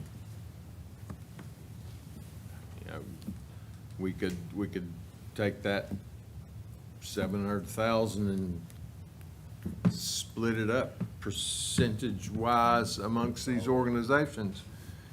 That's up to the board. That would be another alternative. I mean, that was proposed, but as I had mentioned before, we gotta remember, we've already given out almost 30 million. This board has already divvied up. And then we may run into the situation where some cannot spend the money for. Spending this money on the behavioral health center is that much less than we would need to get that project done. Right. Okay, so everybody's good with that? Okay. Yeah, so would that go on consent, or would that be I think it can go on consent, You guys, that's what you. if you're Are all okay y'all with that. good with that? We'll type it up tomorrow and get it out to you to make sure Yeah. everybody, we got the Yep. right numbers, and then put it on consent. Okay, very good. All right. Thank you all. Thank you. Okay, next is approval of the regular meeting agenda, which you all have a copy of that before you. And I don't think we've taken any action tonight that makes any changes to that, so I don't think we added or I don't removed think we moved anything. The commissioner's meeting schedule is just gonna be amended to reflect the chamber. Yeah, and so That she's can gonna still go be ahead under and do consent. that as, This one they just discussed to the consent agenda because we did not. right. Okay, so I would entertain a motion to approve go ahead. And so are you gonna adjust the time on that too? Will it be 6:15 where the work session starts, or 6:30? Whatever you all prefer. However we've done it. Okay, 6:15? However we've Okay. done it in the past. Okay. Yep. Sounds good. We'll go back and shoot it out to everybody tomorrow to make sure we got the notes there. Okay, so in that case, I would entertain a motion to approve the regular meeting agenda as presented with the addition of the Cabarrus recovery grants reallocation that we just discussed be added to consent agenda. Okay, we have a motion and a second. Is there discussion? All in favor, please say aye. All opposed, no. That motion passes. We do have need of a closed session tonight, so I would entertain a motion to go into closed session as authorized by North Carolina General Statute 143-318.11 A3 and 5 for the discussion of pending litigation and acquisition of real property. We have a motion and a second. Any discussion? All in favor, please say aye. All opposed, no. We are now in closed session. Thank you for everyone that has joined us online or on Channel 22. Good night. And please remember to vote tomorrow.